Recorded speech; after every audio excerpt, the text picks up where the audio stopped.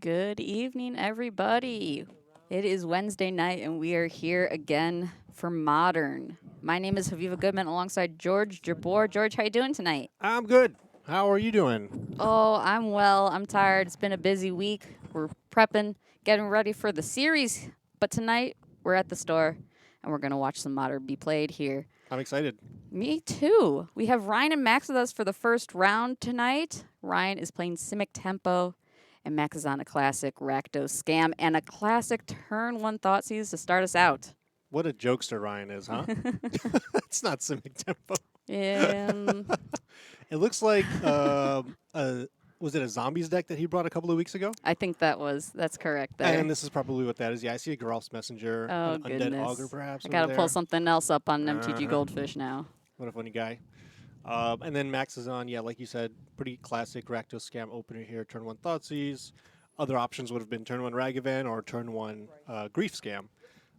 But pretty good overall. And he's going to go ahead and take, looked like, what was maybe an Undead Augur. And Ryan, we've had at the store a few times, once or twice on camera now. Max, I haven't seen before, but I believe you know him. Yes, yep. We got a couple of folks from the Chicagoland area visiting us today, which is awesome to have them. And yeah, Max is definitely a fierce competitor. So we'll see what he's got and what he's got to bring to the table today. Fantastic. We're glad to have everyone here. We have, I believe, 27 players tonight. Yes, because someone did get the bye, so we are odd. Wow. But that's okay. Ryan coming down with the zombie there, smacking in. Max takes a point of damage, down to 17. George, have you been following the news in the Magic Sphere recently? Some of it. I don't know if you've heard the new spoilers for the newest set. I'd like to Some of talk about them. We could talk about them. Sure. Maybe. I was gonna say after this game's over, but it might be over pretty quick with a scam here from Max. Absolutely. A Fury feign death. Fury is being evoked with a pitched lightning bolt. Pretty good stuff. Wiping out Ryan's zombie there. And we'll go back to Ryan. And Max now got a 4/4 double striker. Pretty fast clock, even though Ryan's at 20. It might not take too many turns to get that down to 0. For those of you not in the know, the spoilers are beginning for another set. I know we're all tired of spoilers. Spoiler season. It feels like we're constantly in a spoiler season. But some of the cards were revealed for the new Lord of the Rings set. A Geralf's Messenger, sorry, I forgot to mention that earlier, is on the field there. The Thoughtseize, second one from Max, brings him to 13. Yeah, and I think he took another Undead Augur there. But Ryan's doing a pretty good job here building out his own board. He's got a Geralf's Messenger dealing a little bit of damage and a Goblin Bombardment to follow up. But Max is able to kill that with a Lightning Bolt and remove it as a blocker, essentially, because even though Ryan's going to sacrifice that to the Goblin Bombardment and deal 1 to Max, it comes back in tapped. Mm-hmm. So he's going to go ahead and take another 8. Powerful stuff there. Speaking of powerful stuff, one of the spoiled cards for the Lord of the Rings set, Tales of Middle-earth, was the One Ring. And interestingly, it showcased the first in Magic history, a Yeah. one-of-one card. Yeah. And I'm not going to sell it, so don't even ask me. How much are you going to sell it for? I would not go lower than $1 million. Really? Yeah. Interesting. All right. There you go. See, I told you don't even bother asking me. that's my price. I saw an offer of 2.5 Bitcoin. I've seen offers of several thousands, several hundreds of thousands. Let's talk a little bit about this game, though. So yeah, Ryan tried to slip the Fury, and then Max was able to scam it back, protect it for the turn, and then Ryan didn't really have too much of a follow up, and Max was able to slime a Blood Moon and pretty much finish the game. Ryan did not have another blocker there for the Fury. Yeah, so Max will indeed clean it up there and take game 1. Let's see if we can get a deck list for either of these people. Let's get a Rakdos scam deck list here. This is not Max's exact list. We've grabbed this off MTG Goldfish, but I think people are pretty familiar with this deck. Sees a lot of play in Modern. What do you think of Rakdos Scam, George? You like it? I hate it. It's my nemesis. It's my Achilles heel. It's my kryptonite. I mean, it's a deck that I typically play control decks, Mm-hmm. and it's got basically one or two turn one discard spells that it could do. It could do a double grief or a Thoughtseize, and then all of the threats that it has are so efficient. It's got Ragavans, it's got Fables, it's got Furies, it's got Spyros. It's really good. Absolutely. I find myself running into some trouble against it too. You know, those scam effects, the feign deaths, the Yep. undying effects.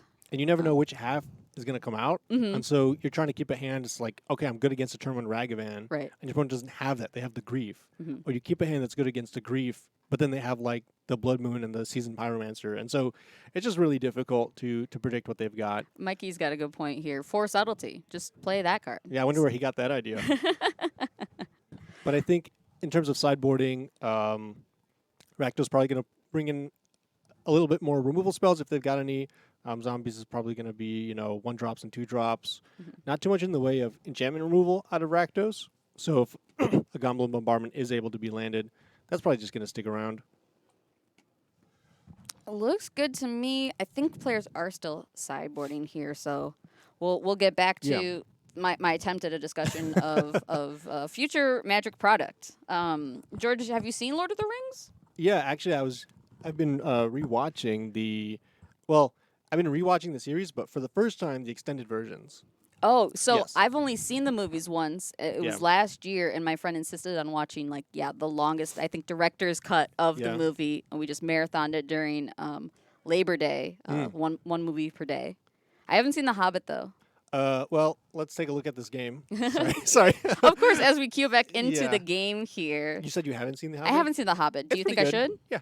Yeah. I saw it. I liked it. It's one of those if you like the Lord of the Rings universe, you'll like The Hobbit, and Mhm. if you're a picky movie critic, you probably will find things to be critical about. I think I've become a more nuanced viewer of media in general, but I try not to take it too seriously. It's Right, I it's a just, movie. Yeah, it's entertainment, movie. and I try and let myself be entertained. I think we got a false alarm about this game anyway. Oh So, yeah, all good. Yeah. We can take a we look got here. baited.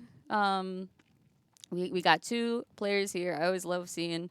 I love that we have these face cams. While Yeah. we're back here, we get to see a little bit of the action going on up front, but also for our viewers at home. I did forget to mention where we're located out of. If you're just tuning in for the first time, or you've forgotten, we're out of Buffalo Grove, Illinois. We are at the Nerd Rage Gaming store. We've been around for a bit now. We have our own tournament series as well that is starting in a few weeks. Head on over to twitch.tv/NRG series and make sure you follow there. We're going to be doing a Saturday 10K and a Sunday 5K. Look at that graphic. Those are our next 3 events. 2 of them are here in the northwest suburbs of Mundelein. But in May, we are heading out to my favorite destination, Minneapolis. And I think we're going to see some great players there. Excited about it. I'm really excited for March. It feels like we've been talking about it for a couple months now. And Yeah. every time I'm like, wow, that's a couple months away. That's so long. Mhm. Or, oh, it's just 1 month away. It's maybe a little bit more time to prep. And now it's like, oh, yeah, it's next weekend. Around the corner. It's literally next weekend. I Yeah. haven't chosen my 75 yet. And I forgot you were playing in it, honestly. Like, we were just. I'll be playing. I'll be Yeah. battling. I just, I do commentary here, but, my superhero ego my alter ego is actually, a Magic competitor for some Are you reason. going I've to chosen do that. another pre-winners pose before you win? Sure. You're just gonna post it online, practice it. Yeah. Yeah. If you've got the sign up in the store, I'll pretend like I'll do some trash talk. I'll put it up just for you. The worst thing that can happen is I don't cash it out. Yeah. And I can be like, haha, that was so funny. Yeah. But if it does work, like, wow, this guy's insane. Ooh. All right. Looks like we got a pre-game action here. Is that correct? Yes, a Leyline of the Void from Max. He loves that card. He talks to me about it all the time. Yeah. And I think it's pretty well positioned right now. I was gonna ask. Do you think he's right? Yeah. Max is typically right, as much as I hate to say it. But here it's pretty good, especially really early on in the opener for him. He's able to put it out for 0 mana. And Ryan's deck is A lot of recursion. yeah, I was gonna say it's deceptively graveyard based, even though it's just a bunch of creatures. I was gonna say, isn't zombies traditionally graveyard based? Yeah, so you've got like your grave crawlers and you've got your Geralf's messengers Mm-hmm. and you've got some stuff that you do want to come back from the grave, and so we'll see how Ryan fights through this. Do you think he's got any interaction to get the ley line off the field, or he's just gonna have to power through No. it? Yeah, I was saying this about from the scam side, like if Ryan was able to land a Goblin Bombardment, Max is going to have a difficult time removing it because Rakdos doesn't typically have enchantment removal. Mm-hmm. Unless Ryan's got another third or fourth color in there for green or white, this ley line's probably sticking around. And we're seeing the other strategy you talked about, Scam having in their arsenal. It is a turn 1 Ragavan. Yeah, fun. Yeah, love that card. It's Very just a fun. little guy, just a monkey. Just a He's just from that other card that Carrie Carrie Zev. Zev, yeah. He's just her friend. yeah. He doesn't even do anything with her. He's just a 2/1. I've always thought about playing that Pioneer Burn deck with Carrie Zev and Oh, using yeah? Ragavans as Ragavan tokens, but I don't think you can actually do that. That does feel a little bit like a misrepresentation of board states. Yeah. Over to Ryan here. Some of the zombies, unfortunately, are not going to be able to block. I don't know what he's exactly packing today. Mhm. He didn't provide us with a list, but No, if he's got a- done about the opposite of that. He's Yeah. told us a completely wrong deck that he's played. if he's got like a grave crawler here, it's not going to be able to block. Carrion Feeder can block. It can and does, and they'll trade there. I think that's a favorable exchange for Ryan. Mm-hmm. I mean, not just card quality wise, but price wise as well, probably. Yeah, nice. What, like $80 card? Here's my Sure. common. Here's my bulk common. And here's a grave crawler out of Ryan. He's in the bottom left corner. There's something that resembles a grave, but of course we've got this ley line, and these Yeah. are all exiled. Turn those suckers sideways.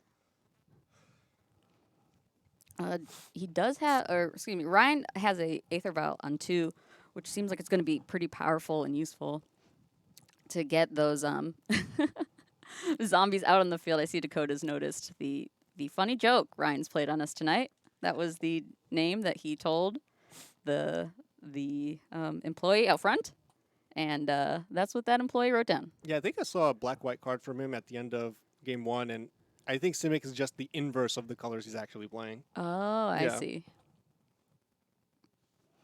Back on Max's turn here. I can't quite make out his hand. Oh, he's Well, he's going to show it to us. yeah, there it is. A grief, pitching a grief. In response, an Aether Vial activation. Yeah, putting in an Undead Augur, and we could pull up Undead Augur if it's less familiar. Whenever it or another creature or another zombie you control dies, you draw a card and lose 1 life. So pretty good in the face of what Max is probably going to have with a lot of removal. You'll at least draw 1 card out of it, if not more. And there's the card for you there that you can take a look at. That's backbreaking. Ooh, Out of was that a Max. shock shatter? That was a Kolaghan's command. That is destroying all 2 that card things. does. Yep. Those are the 2 modes everyone always seems to pick against me. Yep. Did you know what's the blue one called? The blue blue what? the is it one? Excuse me. Is it Charm? Oh, Prismari command. Prismari command. Yeah, it's got the same 2 modes actually. Both Yeah, those it does. cards have other modes. I've never seen anyone cast them. It's just Did you know one of those cards makes a treasure? Never seen that in my life. If you're seeing that, it's bad news for either you or for the player casting. it. It's- Exactly. It's either desperation or a finisher move. Ooh, there's something I didn't notice. Ryan's actually rocking the full text swamp. I've probably mentioned this last time he's played. I think he's got a history as a judge, Mhm. and so he just wants to, I think, be the most clear with what his cards do. Absolutely. So he brought the basic lands that have the most rules text. Mm-hmm. Nice. There's some edge cases, that you got to Yeah. worry about. So Not if you've got the full text basics. Yeah. No worries there. Max is casting a Spyro. Again, a really, really strong card. Pitching 2 cards, drawing 2 cards, and making 2 creatures. And Ryan's going to be on the back foot trying to establish his board. is this the one and only jab? George, you're famous. I am the one and only Mm-hmm. Jabber. But again, I think I've mentioned this before. I'm not the only George Jabor. I don't know if you remember. I'm so sorry. I don't think I remember. Can you refresh my memory? From my dad's side, at least one male cousin of all his siblings Oh my gosh, I do remember is now. named George Jabor. This is very true. That's crazy. Back to the game though. I feel like we keep saying that tonight, but some good action happened on the board there. Max has taken out all of Ryan's defenses. He does have a Goblin Bombardment still on the table, No but second land. I think he's ready to be off camera That was rough. and get that round over with. He had a really good fighting chance up until that Colligan's command hit. Absolutely, that was devastating. I think he was going pound for pound with Max, with what Max was putting out, and when Max was able to destroy his Undead Augur and essentially his only mana source in that Aether Vial, it was, the writing was on the wall Absolutely. and on the lands. Well, since that one wrapped up quickly, let's see if we can get a look at our backup match. I'll give our director, doesn't need any time. Look at that. We are right into it here. Brandon Carradine playing Obosh and Martin playing Blue-White Urza mid-range. Yes. Not a deck name I've heard before, but I think I understand all the different elements involved in it. Yeah. Urza and blue cards and white cards. Urza Lord High Protector? That card? Yes, actually. Is there another one in Modern? I guess there are now. Yeah. There are a bunch of Urzas now after the Brothers' War. But yeah, pretty much a blue-white artifact-based mid-rangey deck. I've seen him play it at a bunch of RCQs. To good success. I think he top-8'd one last weekend, if I recall correctly. Oh, very cool. And another one of the Chicago contingent, so it's good to have, I would say unfamiliar faces. Absolutely. Familiar to me, but maybe not to the rest. I like bringing new decks, new faces, just having more people in the store. Like I said, we got 27 players tonight. I feel grateful that we can get this many players consistently every week. Yeah. I don't think a lot of stores can really say that they pull 27 players every single week. I feel very thankful as well. And Martin's going to get the Esper Sentinel Spikefield Hazarded, and Brandon's not going to pay the one for the Esper Sentinel. So Martin was able to draw a card, and that's, I think, probably as good as an exchange as he could hope for this Esper Sentinel. Yeah. Oh, the Urza stands for Urza's Saga. Also that. It's just an Urza themed deck. Yeah. It might It's be a tribal pre-con. tribal Urza. Tribal Urza. He's starting to power out some artifacts already. Starting next turn, he's got this Talisman out. He's going to start turning out Urza Constructs. And I think the ball's going to get rolling. And Brandon's hit the sweet spot here with 3 mana. Yeah, and that Blast Zone that just hit the field, I think it's going to be pretty good against some of the stuff on Martin's board here. It is. It's a good 3rd mana to hit. Absolutely. But Brandon's Obosh deck, we've seen it a lot. He does very well with it. It's all odd cards. And so you have a lot of really, really powerful 3s. We don't see one, though. There's no Fable, there's no Spyro, there's no Blood Moon. I can't remember if he plays Blood Moon. But he just passes the turn. So I assume he's holding up mana for something or just to blow up Blast Zone? Blast Zone costs 3 to blow up. Oh, okay. So he might be putting an extra counter on it.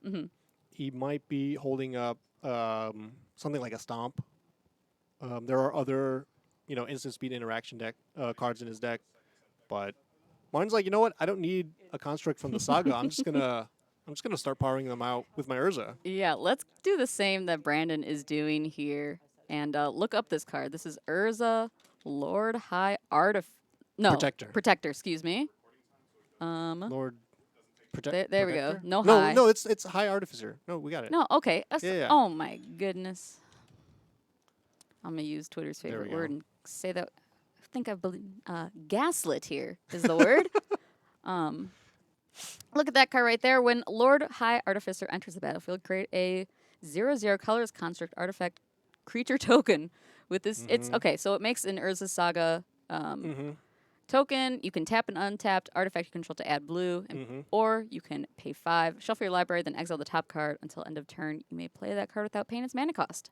Lots of good stuff on that. What is the what is the big payoff here with this card, George? Well, you see Martin's already starting to power out some artifacts, and there's a Lightning Bolt from Brandon to take one of them away.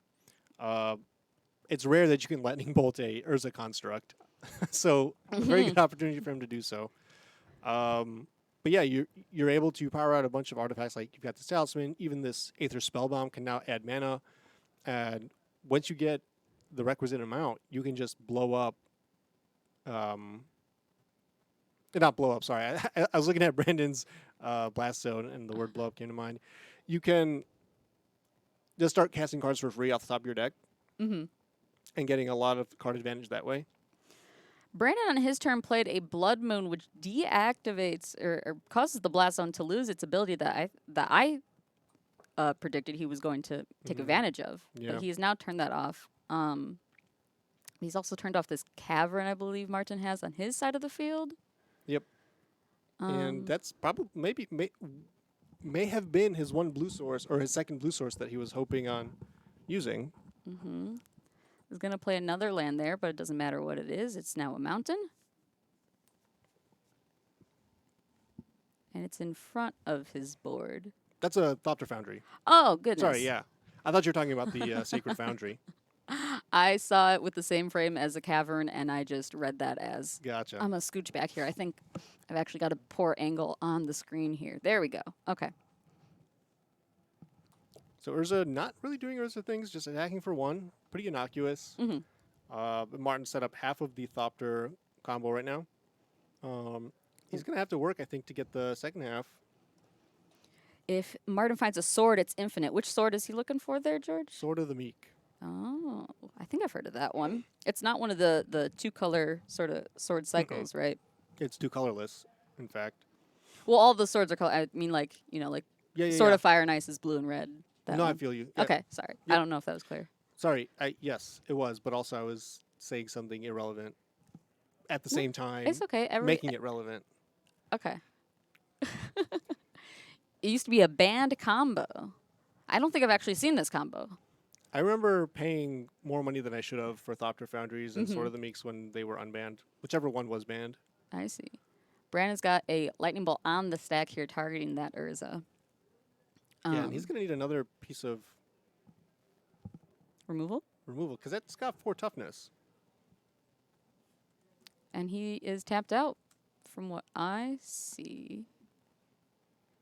Chat, did we miss another spell that Brandon Oh, cast? the Stomp. I think there was a Stomp. Oh, cast I before see that. it. It is right there on the battlefield. That Bone Crusher Giant's first spell or spell half. Oh, goodness. I think Martin's probably like not super happy with this, but there's not much you can do. And it's a 2-for-1, sort of. Right. As much of a 2-for-1 as Bone Crusher Giant can be. Mm-hmm. And in response, he's going to spin the Urza, as we talked about. I see. But, so, excuse me. Can you explain it to me one more time? I feel like I'm still not getting it. So you can pay 5 colorless mana for Urza, Mm-hmm. and you shuffle the library and just exile the top card. You can play that for free this turn, whatever it is. Oh, and then you pump out artifacts that make mana, or that you can with use. Urza on the board, all Yeah. your artifacts make mana. Right. So I you see. can kind of maybe activate this 2 or 3 times in a turn if you've got enough artifacts Mm-hmm. and generate a really, really strong advantage. Here he's just able to find a portable hole and take, it looked like the Relic of Progenitus that Brandon had. Mm-hmm. And Brandon looks like stuck on 4 lands. I think he might be wanting to get to 5 at some point.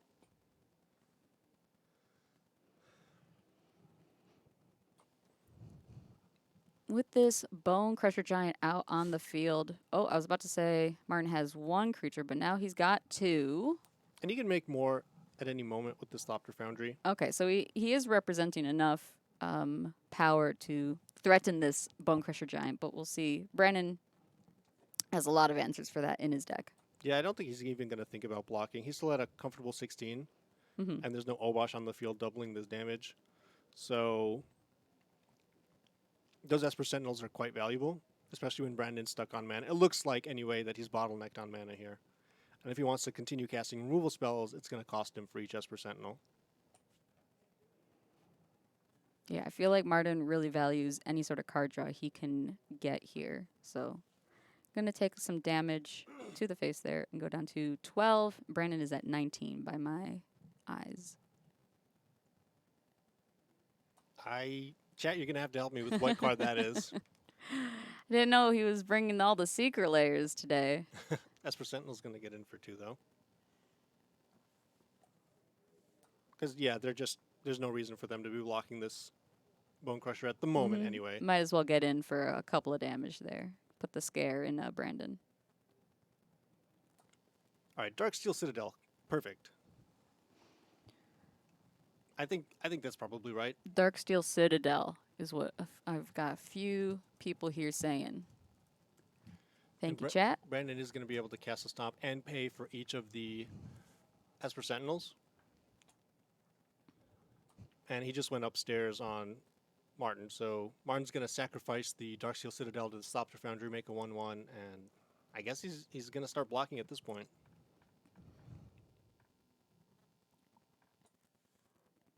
Brandon putting a pause to damage here. Think about something. I see a Blood Moon in his hand, but I couldn't catch what the other cards are. If it's a removal spell, he might be thinking about removing this Thopter to try to get in for the full 4 damage. I did see his hand go up, and that's probably before moving to blockers there. I think you let this block happen, though, because if Martin really, really wants to block, he can also sacrifice the Talisman to make another creature, another blocker. Or even the Portable Hole. It's not doing a ton with this relic underneath it. I agree, Mikey. I love secret layers. I think they're so pretty. I just can't possibly remember all of them, even working at a shop where I feel like I come across more than maybe the average Magic player. You just they can just keep pumping those out. Love them though I do. It looks like Martin's got maybe a couple spells in hand, but not really able to deploy them. He's got 1 or 2, because he has a Plains and he has a Talisman. So he has 2 colored mana that he has access to. Yeah, this Blood Moon is doing work for sure. Brandon comes crashing in with 2 Bone Crusher Giants here. And Martin feeling that he is like, here, you can have your relic back. I just need another blocker. I'm kind of feeling the pressure. Absolutely. I think I would be too. All right. Brandon again before blockers. Yeah, he might not get a chance.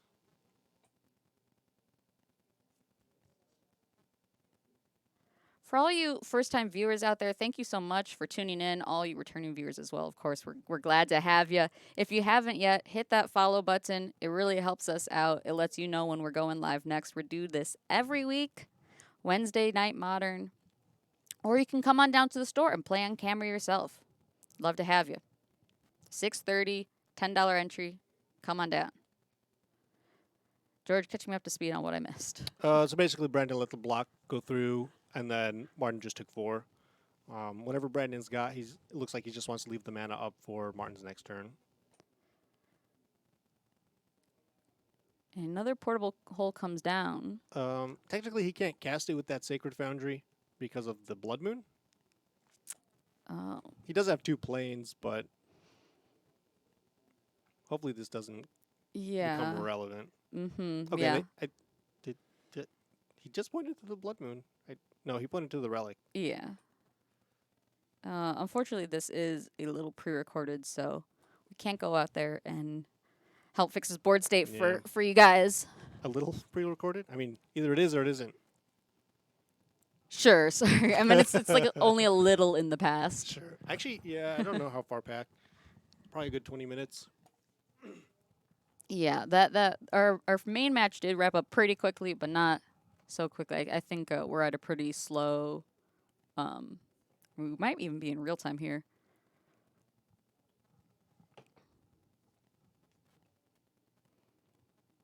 Is that a dashed Ragavan I see? That is. Not great on this board. I was gonna say the same thing. I don't know how much it's doing here. At the very least, it's taking a blocker away from what would be blocking a Bone Crusher Giant, if there aren't sufficient amount. Mm-hmm.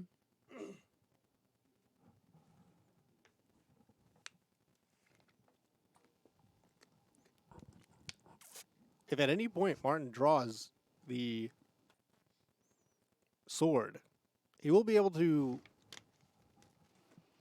block indefinitely for all intents and purposes.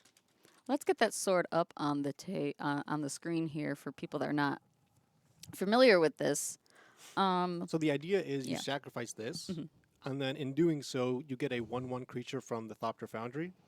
As you get that 1/1 creature, this Sword of the Meek will be in the graveyard, and its ability will trigger, bringing it back to the battlefield, allowing you to sacrifice it for as much mana as you have. Once for each mana. I see. Very cool. Martin going 1/1, one defender per attacker here, hoping to at least take a Ragavan out of the picture. Yeah, he's chump blocked for a few turns in a row here, and I think he's just hoping to draw something. He's stalling until he can find an Yeah. answer to Brandon's board states. Brendan's gonna save the Ragavan after it was blocked.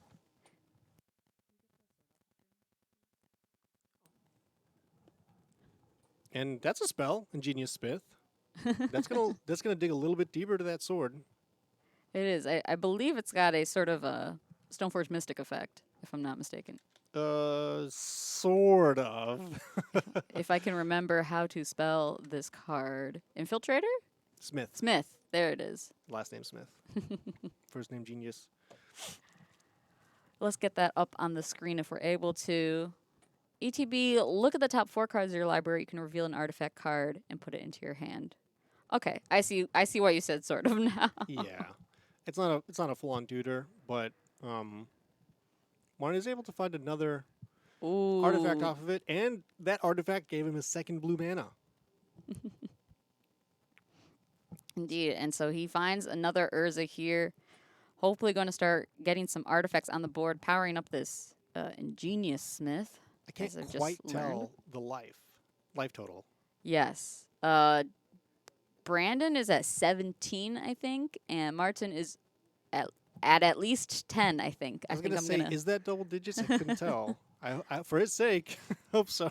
One thing I didn't want to mention is they seem to have like a large font on their companion app. I've never seen that before. I want to ask how they did that. Mikey says Martin's at 11. 11. Sure, yeah. I'll take your word for it, Mike. I don't know. We're gonna make a mana using Urza's ability and gonna start sacrificing these swords or these talisman, gaining some life. And the artifact hits the field and triggers the Ingenious Smith to get a little bit bigger. Ingenious move on Martin's part. I don't think Brandon saw that coming. He seemed a little shocked that his creature was about to die. Oof. MH1 meet MH2. I need to see that in like a meme template. I feel like that would do numbers. Oh, another Smith. I see a relic. I think I saw a star. Yeah. Okay, more churn, more digging. Mm-hmm. Brandon's making him work for it, and Martin is taking the challenge in stride. He's going to sacrifice the star to the Thopter Foundry to make a 1/1. And Chromatic Star says, we can pull it up. It's different than Chromatic Sphere. It's whenever it dies, you draw a card. You don't actually have to activate its own ability to draw the card.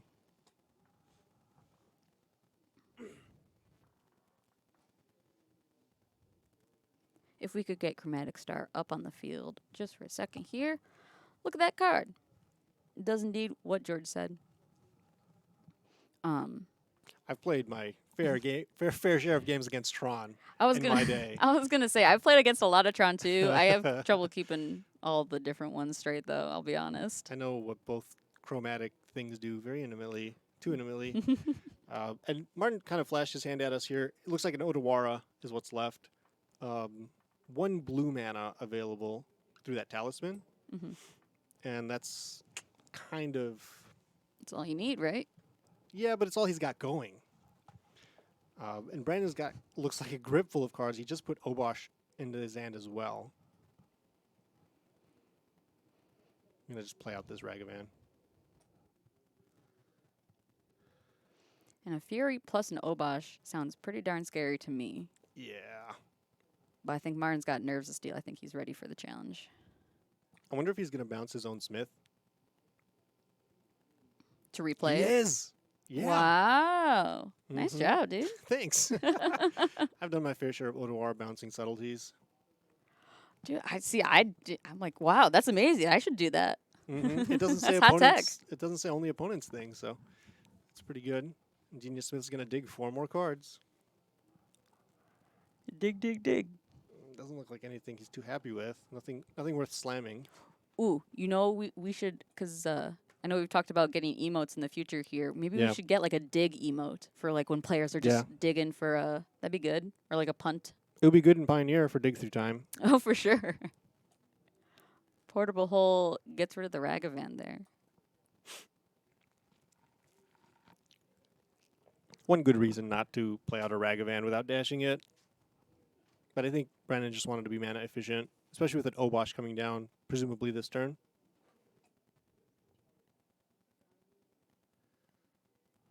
Did you notice what Martin found off the Smith? Yeah, it was the portable hole. Oh, sorry. Yeah. Okay.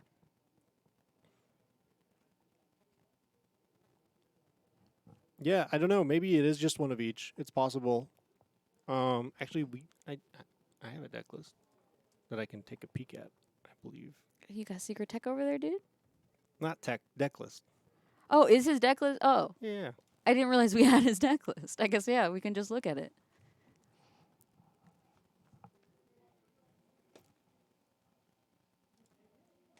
It is 3 foundries and 1 sword. Yep.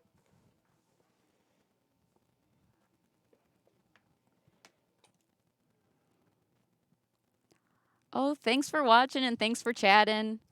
You guys help us out here, whether you're playing in the front or chatting in your own homes. So we're glad you're here. Thanks for joining us.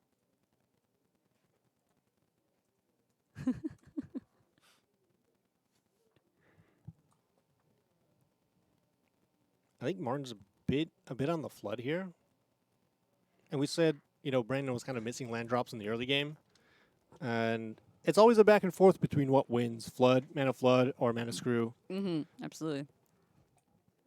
I've had my fair share of both. That is something that happens at all levels of Magic. And Obosh is kind of like, I always forget this, because in the art, it looks like he's in midair. Or she. She. Yes. Remember? Yep. I remember. It looks like she's in midair, but she doesn't fly. I find myself having that problem with a lot of arts because that's how I recognize Magic cards is by the art. And they shouldn't be allowed to do that. I agree. All right, Martin's going to get some blocks in. I think the Smith is going to trade with this Fury, unless Brandon's got something to say about it. If he draws the sword, I want to see him slam it on the table. Yep, looks like damage has happened. That Fury should be dead, because the Smith was... Oh, no. Because the 6... Fury doesn't deal 3 damage It on deals the first 5. strike. It does 6. 6? Oh, it's doubled? Yeah. Sorry. Yep. For some reason, I I did in my head as just +2 instead of ×2. Yeah, Solitude is probably the biggest culprit of this. It took a long time for me to internalize that it does not have flying. Oh my god, I thought Solitude had flying. And not only that, I thought all the Evoke elementals had flash. I was playing... I tried playing... Rakdos Scam, and I was just casting Griefs at instant speed. Oh my god, okay. That card's nutty when you do that. It's nutty when you don't do that. It's, better than Vendilion Click. Although, the bar's low now. Yeah, no, that card does not see play anymore, does it? Nope. It's like $1 too. Oh, no. How the mighty have fallen. Yeah. Martin drawing another land for turn. Yeah. And I think at this point, all the artifacts have been whittled down. Maybe facing something close to lethal either this turn or next turn. Looks like Brandon does have a lightning bolt. Oof. There's a Soken's-on? Yeah, pointing to the Ragavan saying that's legendary, so this costs 1 less.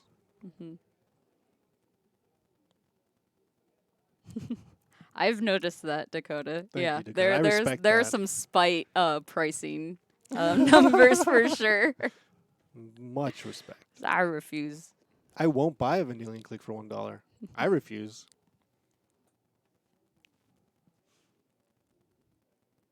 What? So you're gonna buy it from them when it's at a higher number? 70 minimum. Oof. I'm gonna tell the wife. Honey, you gotta stop your man. He's buying Oh, dollar no. cards at a No. premium. My secret's out. She might be listening, right?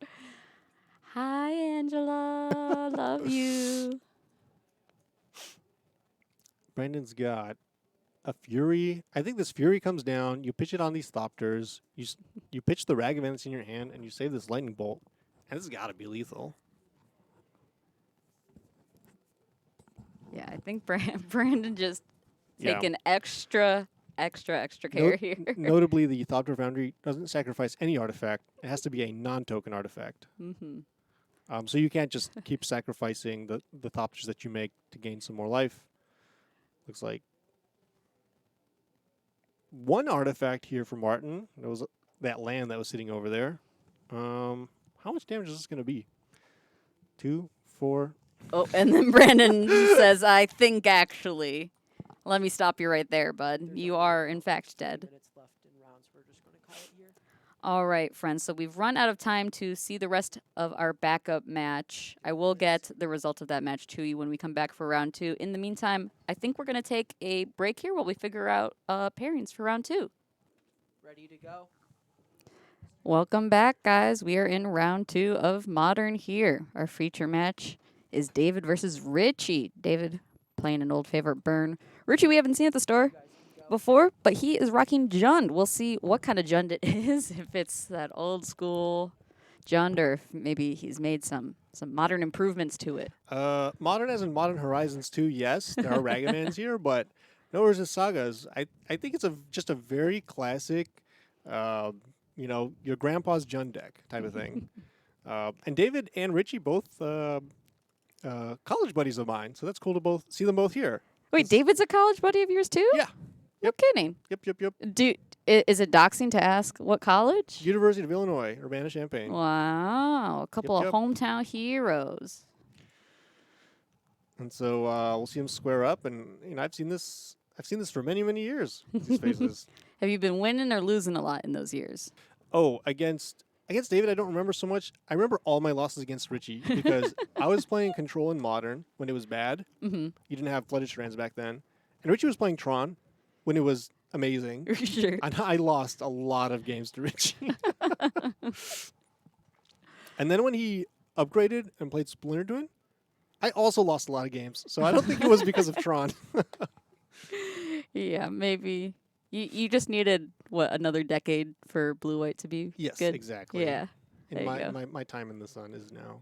Oh, the Tarmo Yeah, we got the Tarmo die going. Let's go, baby. Finally, we got a use for it. I think this is our Easy. first Tarmogoyf we've seen since we've started the NRG store streams. It is, absolutely. This is a momentous occasion. Someone clip it. Tarmogoyf 2023, yeah. Tarmogoyf Absolutely. getting better in the next set, potentially. Potentially. I mean, I guess, yes. I guess basically just yes. It's just a flat is going to get better. It can only be better because there's a new What if card the type. battles are so bad that it's not worth playing them? At the very least, it would be like nothing. It's like, no literally just a change? dead card Yeah. in your hand.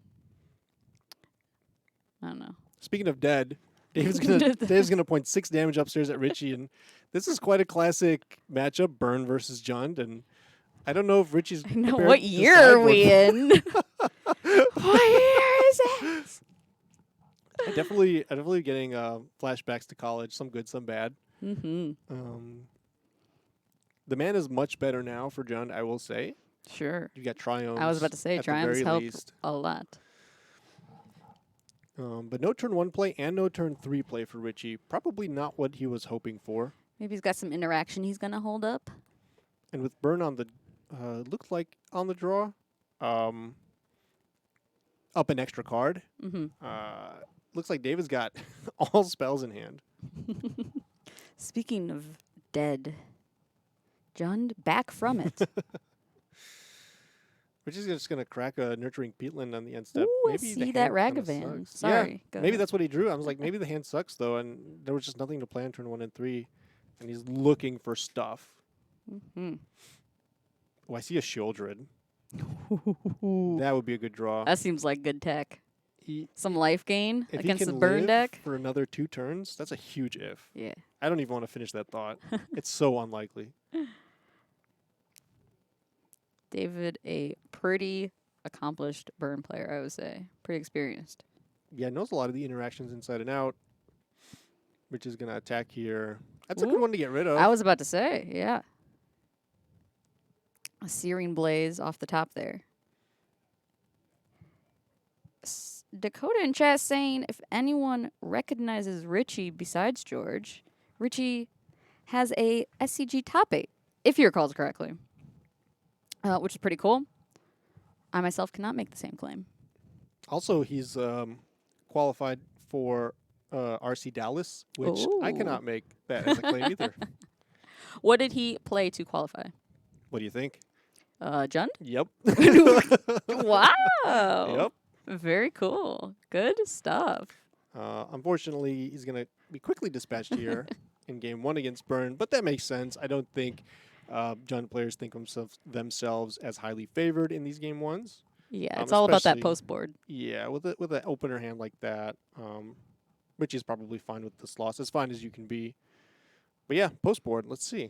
Yeah, let's take a look. This is a Jund saga list. George, you mentioned Richie isn't running sagas himself. Correct. I thought he had submitted a deck, but it's possible. Oh goodness, I can check. I It's don't. possible it got I don't believe he overwritten? did. No, I think he just sent it to me. Oh, I see. I see. But no sagas. It's just very clunky, and it's very slow, and it's very Jund. I was gonna say, in a 3-color deck, having a colorless land seems a little awkward. Yeah, it is. And yet people still think that it's worth it. I don't say think that it's worth it at like a derogatory. Like very many good Magic players are convinced that it's still worth it. It's just that strong of a card. Yeah. And the case is very strong. But Rich has got more in terms of Liliana of the Veil, more of that style of deck. Old school. Riveteer's Charm, Colligan's Command, which I think sometimes they run it here. No Fables for Richie.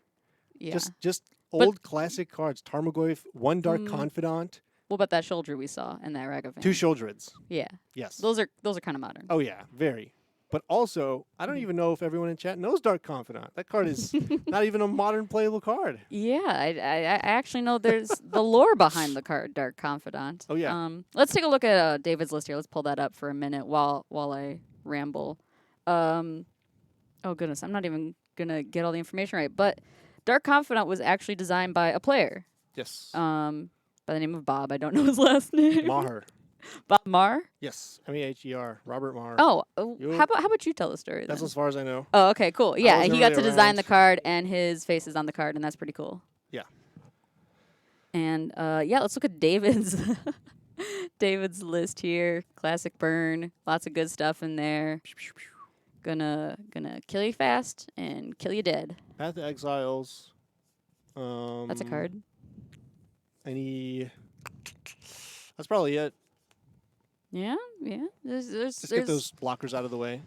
There's 12 other cards you can choose from there. Path to Exile versus Tarmogoyf, Tale as Old as Time. Let's get back down to the action here, folks.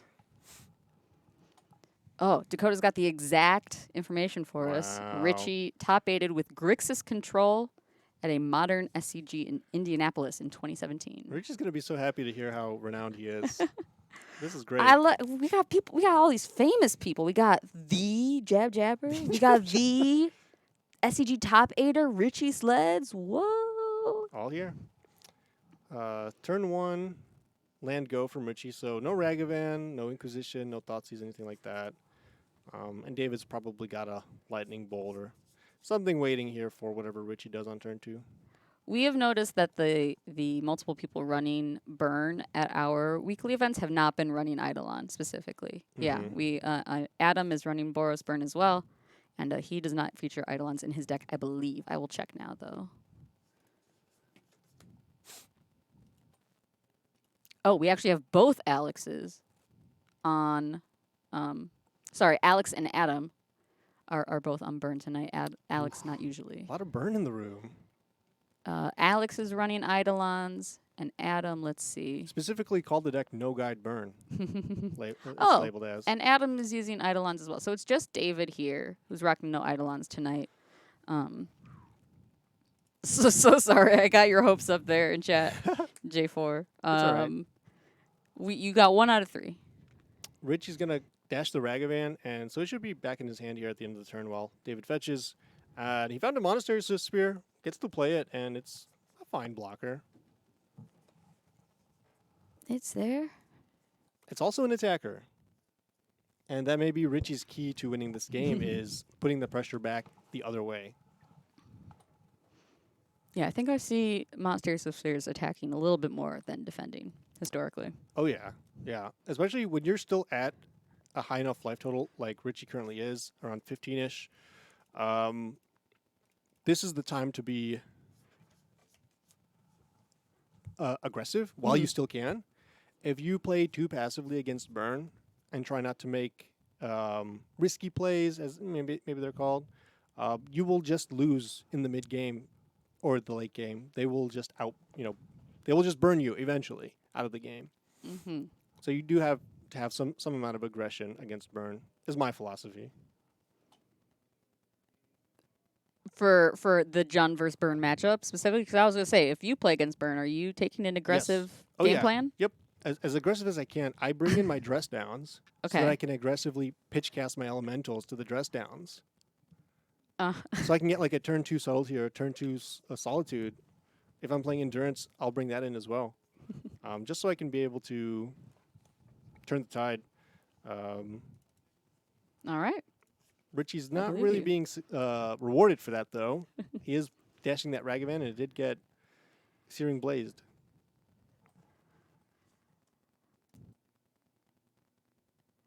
Oh, Dakota's got the full list for us here. Dark Confidant, along with Psalm Simulacrum, Tradewind Rider, Snapcaster Mage, Sylvan Safekeeper were all player-aided designs as a prize for winning the Magic Invitational, where pros and community members alike were invited to play a tournament with irregular formats. Very cool. There's a new fairy. I was about to that's coming say out. that that's a great transition here to the new card that's coming out. Let me look that up. Yeah, I forgot what it was called. I saw the art though, and I've heard some mixed reviews on it. That's an Inquisition of Kozilek down in the field there for Richie. And he's going to be met with 2 burn spells before that resolves. He takes 6 damage, half his life total.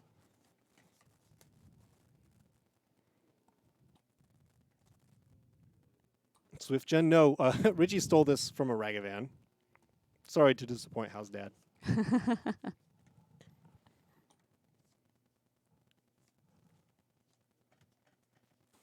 Gonna take a Lava Spike, and Dave's gonna be left with a Skewer the Critics and a Horizon Land. Oh yes, we do need to mark Richie as up a game here. David's up a game. Oh, David's up a game. Yep. And Richie's down to 6 life. Yeah, Dakota.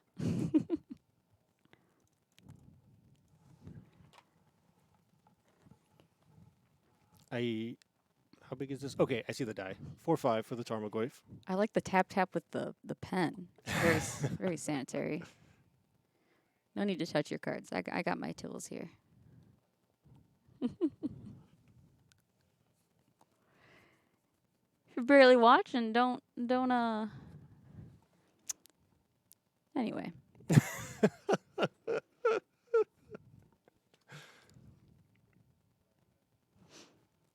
Dave's got to be thinking about, is he going to spend this turn cracking these Horizon Lands?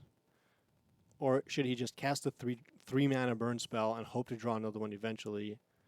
Okay, he did draw one. That's not the one that he had in hand. He had a Skewer the Critics in hand. And he's casting a Rift Bolt. So that's game?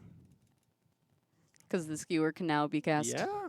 for one. Oh, I didn't know what he was waiting for there. But Yeah. quickly wraps that one up. GG's. I wonder if we can just get into the backup feature match live? Yeah, do you want to do that? Let's If it's possible.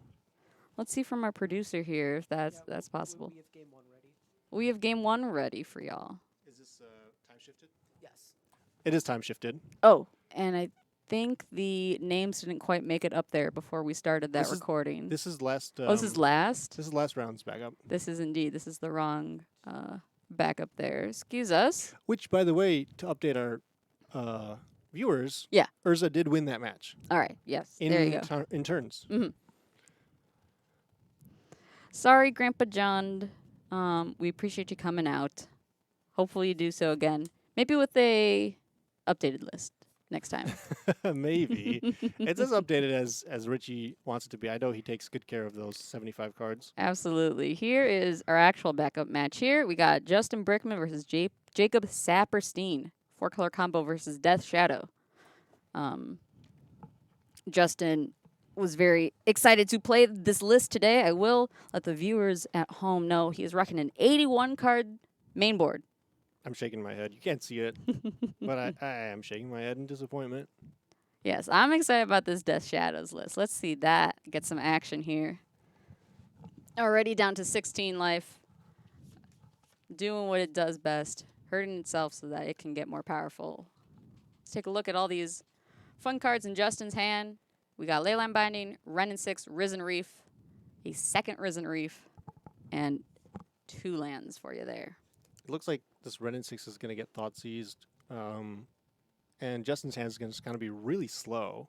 Mm-hmm. So if Jacob's able to apply some amount of pressure between turns 2 and 3, Justin might be on the back foot for the rest of the game and not be able to catch up. Perhaps he will use this combo that he's been speaking of. That's true. He does have the Sahili Rai Felidar Guardian combo in here, Mm-hmm. which I told him, if you want a combo, you want to play closer to 60 cards. As I said that, he added a card. Yes. He made it 81. Mm-hmm. Ha ha, George. In your face. Sahili Cat combo was, in fact, the very first combo I learned about as a Magic player. It was because I was playing a lot of Magic during like Kaladesh block and that kind of stuff. And finally starting to learn about, meta decks. Yeah. And I opened a foil Felidar Guardian. I can never say that word. And I was like, oh my goodness, whoa, Pog. Yeah. And then the next day it got banned. Oh. Oh, no. That's Yeah. the worst feeling. Yeah, and then I learned something all Magic players learn about. The which dark, is, the dark parts of Yeah. competitive Magic. Mm-hmm. Ban lists, yeah. I liked playing my kitchen table. Oh, I just play what's fun. So Jacob's going to cast a Croxa. Not the most threatening card to cast on turn 2, but still pretty good. And it's going to be a 2-for-1 here. Justin's going to remove it right now while he still can, before it becomes, a 3 or a 4-for-1 later on. All this paper Magic makes me want to play some paper Magic. If you're looking to play some paper Magic, you can come on down to the NRG store every Wednesday for Modern. Or if you're looking for a little bit more of a competitive flair, we're hosting the NRG Series, our first event of the year, in a couple of weeks over in Mundelein at the Doubletree. We have a $10,000 prize pool for Saturday. It's going to be Modern, that format. And then Sunday is our Pioneer 5K. We're also hosting tons of good side events that can earn you tickets on our prize wall or NRG leadership or leaderboard points to earn you potentially an invite to the end of the year championship. You can absolutely buy entrance all the way up until we fire that first round. You can do on-site registration. You can do registration on MTG Melee right now. Either way, we will be excited to have you. Oh my goodness. Look at Yeah, I'm that. very excited. Hopefully I don't run into Death Shadow there. Again, a deck with a lot of discard spells like these, Croaks that turn after turn here. Kind of my Achilles heel, but hopefully I run into Justin there. That'll be fun. Nice little free win. But as we saw, 2 turns ago, Jacob cast his Croxa, and he's feeling pretty good after thought seizing the Ren and 6. Mm-hmm. And then immediately the turn after, Justin just puts a bunch of permanents into play. Mm-hmm. He puts the Risen Reef, he puts a Leyline Binding, he gets a free land off the Risen Reef, and now he's untapping. Jacob's got no creatures on his side of the board, and Justin's got to be feeling really, really good. Oh, and there comes the Omnath. Oh my goodness. 81 the cards, bad by the way. beats just don't stop. 81 cards. I'm not bitter at all. So he's got Risen Reef into Omnath, which is great because he gets to draw a card from the Omnath and draw a card from the Risen Reef. And he's going to get a couple of triggers off of this Omnath. Yeah, Omnath got a lot of text on it. Does a lot of good stuff. Funnily enough, though, a textless version of that card exists. I feel like the text on that card is pretty relevant and important to know. But there was a Star Championship where that was a prize. Nintendo Champ, wish the NRG series would come to North Carolina. We'd love to head out there. We're based out of the Midwest, and we'd love to expand. But in order to expand, we need more butts and seats. So get your butt in our seat. Come on. Another Risen Reef. 2 triggers now. Triggers off itself, triggers off of the previous Reef. Justin's just drawing 1,000,000 cards per turn. I bet Jacob wish he has a Narset on the field right now. Although, actually, Risen Reef doesn't draw a card. It puts it into your hand. Gross. Yeah, we can pull that card up. Let's get a look at that here. There's too many cards nowadays where it's technically card draw, but it's not. And so my beloved card is not as strong as I Yeah. Expressive iteration does not draw a card. A single not card in at Legacy all. it doesn't. Not in any format.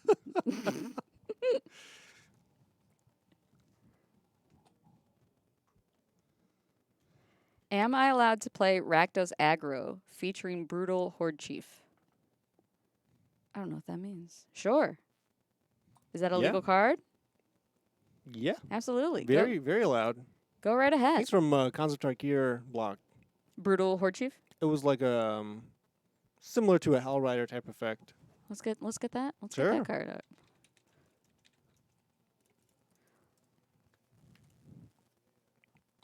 Well, we got the commander version here, so I can't fact check you on the cons. Trust. Jacob's gonna play a Ledger Shredder in the face of 3 very powerful elementals. Poor bird. Fly away, Yeah. bird. Looks like he's probably got a Drown in the Lock in hand. He's keeping up, 2 extra mana. But I think Justin's gonna be able to see right through that and sequence the turn accordingly. Oh, okay. It looks like draw step, dress down. Draw step, dress down? Draw step, dress down. It's a It's a tongue band. twister. Oh, okay. It can be. Sure, let's start it. What instruments do you play? Guitar. I actually dusted it off today for the first time in months. Yeah, what'd you play? You're just did like chords Just or random stuff, yeah. Just Noodling. noodling. That's the word. Yeah, Noodling, I like yeah. that. I like that word. Dress down still, doesn't prevent the creatures from attacking. And Jacob's down to 5. There's a Healy Rye, and Justin's going to uptick, deal a damage, and scry 1. Let's pull up Saheeli Rai, because I was just about to. Yeah, I love this card. She is from Kaladesh, which is where Ragavan is from. Thematically, lore-wise. Look at her. There.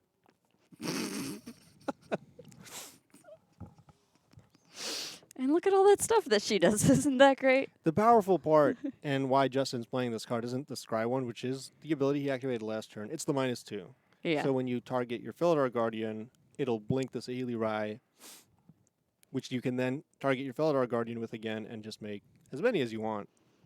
How many do you want? Of this card, none. I told him not to play it. I'll take some Felidar Guardians, though. Those are pretty sweet. Yeah, cool card. Reset my Narset. Everyone, chat, we'd love to have you here. We had 27 tonight, which is insane. We get consistently over 20 players. If you guys are looking for some more Magic, we have Pioneer on Tuesdays, F&M Legacies. We also have Commander on Mondays and Thursdays. When we get into a break here, I'll go through the whole weekly schedule for y'all. I top 16 the Legacy Challenge this weekend. You For did? Magic Oh, Online, I yeah. saw that. Yeah, played it- Mangucci used your list. I know, I was really excited. I was telling Angela, I was like, look at this. I can't believe that. That's Just like an incredible. excited little kid. I showed Norm. I was Yeah. like, dude, look at that. I played it on a whim. I woke up. I had a bad RSQ the day before, Yeah. and I was like, I need to get this out of my system. Mm-hmm. I'll play some Legacy. Love the format. I It's was- fun, and you can do fun stuff. I was gonna say you had a bad day of Magic and you said I want to boot up Moto. That's ooh. I had a free day, and I was like, well, if I owe to, I can just play RuneScape the rest of the day. There you And it's go. fun. Easy. I had a multi-step plan. Jacob facing down quite a lot. Honestly, we haven't seen a single Death Shadow from him. Right. We've seen just the one Ledger Shredder, which went down pretty darn quickly. This Express Federation is trying to get him out of a mess here. I think he resolved it already. He got a land and a lightning bolt. Mhm. Lightning bolt's exiled right now. Probably just gonna take out a Risen Reef. Could also go for the Sahili Ride to prevent the combo, but he's just dead on board. Mm-hmm. He can, double fatal push or something. Or just a drown in the lock. All those Risen Reefs are R1-1s. So Still dead on board. from he's only got 2 damage on board. Sahili Ride uptick. Oh, Scry 1 and deals 1 damage to each opponent. I missed that part. I just That's why we pulled up the card. I was looking at the -2. I'm sorry. It's all right. All right, well, let's get a look at these deck lists here. This is a goldfish, like a stock Death Shadows list here. Perhaps we can ask Jacob what he was running later tonight. Death Shadow, though, we didn't see that key card come out. If you guys want to look at the top left of your corner there, it gets weaker the more life you have. So the game plan is, of course, to pitch your own life away as fast as you can with fetches and shocks and all that good stuff. Yep. You guys know it. You guys know what Death Thoughtseizes. Shadows. Yeah. Used to play Street Wraiths. It was Oh, because it's got that pay. pay to life. Mm-hmm. But I wonder if Jacob's playing the Underworld Breach version. Mhm. I think it's taken people a little bit more time to adapt Underworld Breach into the Death Shadow decks. At first, we saw it just be the combo deck, and then some people started playing it in Murktide, as a 1 of or 2 of, just like as a big old value card. Mhm. And then now there's just the Jeskai Breach non-combo generic Ragavan deck. Right. And so you're seeing Underworld Breach pop up in all these blue, red-ish decks. And so within the last 3 or 4 months, Death Shadow also started playing it. But there's still a little bit more slow adaptation there. Yeah, I like that Death Shadow. Obviously it's playing the namesake card a lot, but it's really evolved a lot since I've started playing against it. I've never played it myself. But yeah, a lot of good tech there. Let's look at the other list here. This is Justin's full. Oh, Justin. You're making our One and done. our graphic is so rough, man. 2-month ban. Look at all those cards at the bottom. You got too many cards in your deck, bud. What you doing? That's my Elish Norn, by the way. Oh yeah. Yeah. Hanging out there. Just cut it and make the deck an even 80. that was the 81st card. That was the 81st card. Jess is probably bringing in some endurances. It's just a nice flash threat, hard to interact with, shuts off graveyard-based things. Some chalices probably going to be really good, shut off all the 1-mana interaction, and maybe even a Magus. Death Shadow is quite a mana-hungry deck. Absolutely. I think those are all pretty good notes there. What do you take out? There's so many choices. Honestly, just random stuff. Easy. Just shuffle the deck. up, take the grab, top 4 grab out. some. Doesn't matter. Double infinity. Oh my goodness. It broke my brain to learn there were different types of infinity. Yeah. Yeah. Are there an infinite number?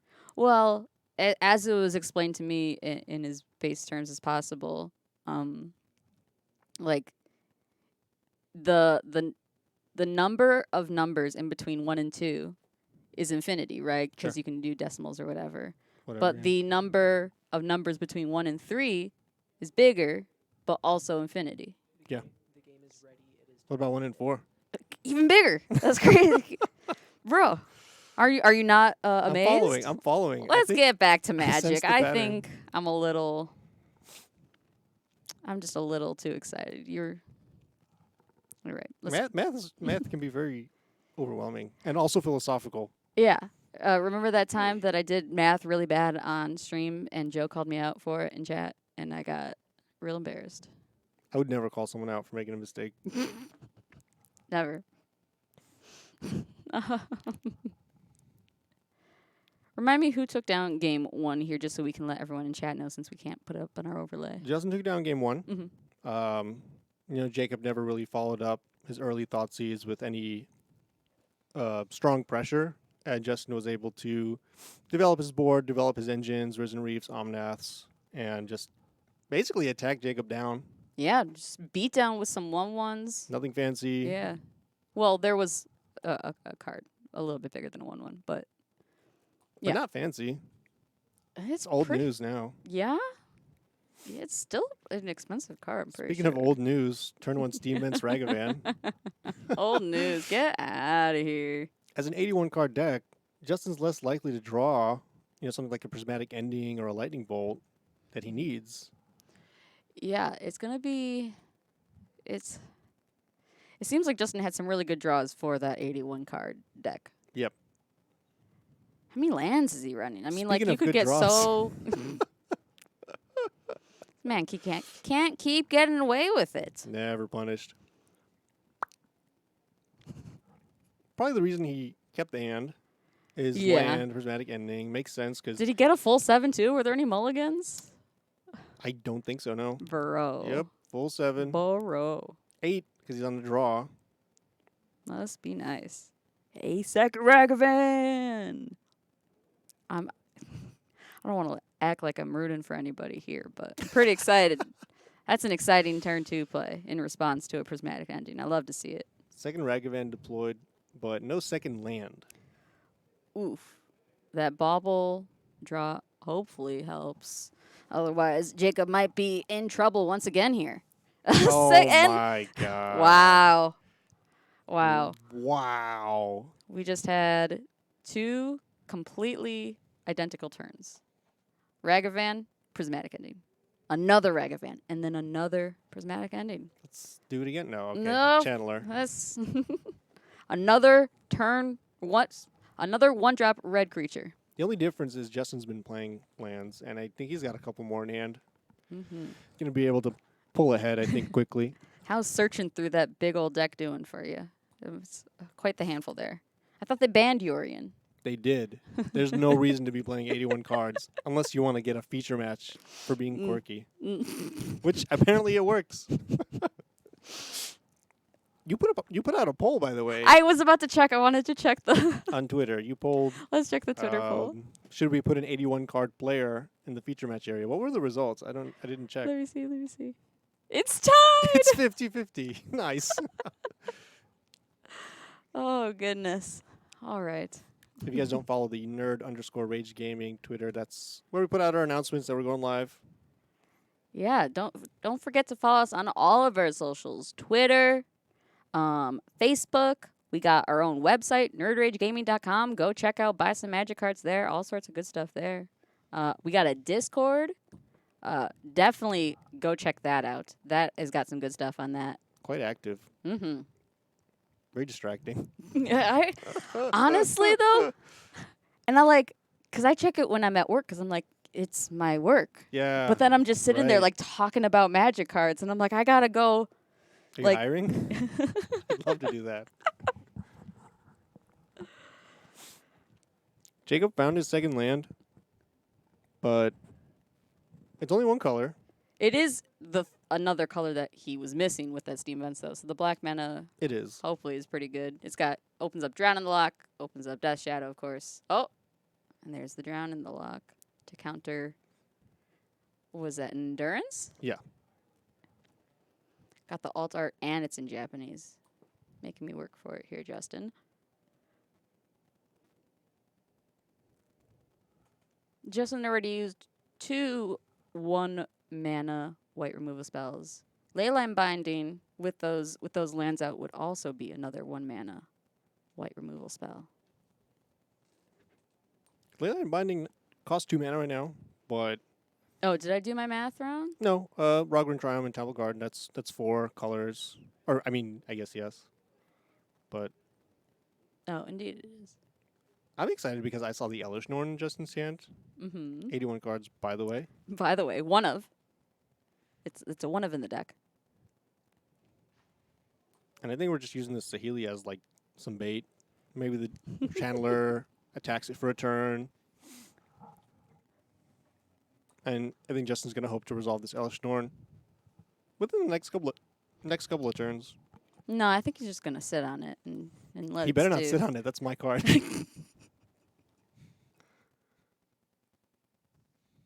If there's a dent in that card when I get it back. Ooh, the fury of George will rain down. Good to see you, Ryan.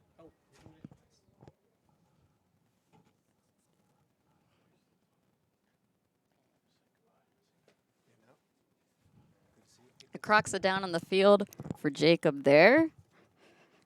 Not gonna enable his hand at all, but hopefully affect Justin's a little bit. Yeah, he didn't have the Risen Oh! Reef into Risen Reef into. Oh my god. He put her in the grave. Cut the feed. The disrespect. It's actually very interesting because it's pretty much drown in the lock is the only way to get rid of this Elishnorn, which I guess is a fine way to get rid of it. He does have the 5th mana, so I'm going to be curious to see what he casts. Maybe it's just a Felidar Guardian. Maybe he just wins the game next turn. Mm-hmm. I forgot what I was saying before that, though. Doesn't matter. Okay. Jacob once again missing that land drop, though. I will point that out. The man is fighting for his life and not getting any help with the cards in his hand. We're going to uptick the Saheeli. Getting a quick check of life totals appears. If we're doing all this song and dance before we just cast the Felidar Guardian, we're just doing it for the extra screen time. I don't see one in hand. I don't see one. Oh, and so we have a hardcast Fury, which seems pretty good. Oh, and you can use Saheeli's down tick on it. That seems pretty gross. And it's not legendary, so it'll be able to attack. Oh, wow. It does gain haste until end of turn, notably, so that's another double striker. Thoughtseize gets what, an abundant growth? What was that card? Yeah, it was an abundant growth. So if the Elishnorn was in hand, it would have just been Thoughtseized. Mm-hmm. Jacob's at 13, so the Saheeli Rai uptick plus the Fury next turn is lethal. Indeed it is, and that looks like Justin's game plan here. Ooh. We're not done yet. We'll cast a Risen Reef. Refill our hand of one. Refill. Well, he had one. Risen refill. Well, oh, Hey, I'm trying something there, Okay. yeah. I see. We cast a Leyline Binding Dang. for 2 mana. Mistapped the mana there. Alrighty. That cleans up both our feature and our backup match. Here's that weekly schedule I was telling y'all about. We offer multiple games besides Magic, but let's run through Magic first. On Tuesdays, we have Pioneer. On Wednesdays, we have Modern. And on Fridays, we have Legacy. Those are our 60-card formats. For Commander Nights, it's open play, 4 to close. EDH on Mondays and Thursdays. If you play Magic and you also like playing other games or are interested in trying out maybe some other games, maybe you're tired of Magic, we got Digimon on Mondays and Saturdays. Our team of Digimon players just went to Nationals, and our producer, Bryce, top 16 with an Yo. off-meta deck. Love those. Dorbikmon. Have you heard of that card? That sounds fake. I think you made that up. So sorry. I Dorbikmon? think I just peeked. That is the fully true, that is the name of the card. Dorbik. Dorbikmon. Dorbickmon. What's a Dorbik? I don't know. That's the name of the card. Anyway, moving on. That's Digimon. On Tuesdays and Fridays, we have One Piece. That is the super hot anime card game. Just came out. OPO2 Paramount War. Coming down and get some games in. We got a great community that has been growing. Lots of very generous players because there has been a bit of a supply shortage with that. Hard to get it out of Japan. It just takes like a long time to get on over here. You know, boats are slow. But we got some people that have been helping gain as many players as we can into that community. So come check that out. And then we also have Pokemon. Pokemon we stream. Check us out on Thursdays. We got some great players there. Great commentators, too. Yeah. I actually, I tuned in the other day and they were killing it. So come check that out. But for now, we're going to roll on over to a break and we will come back for round 3. Catch you soon. See ya.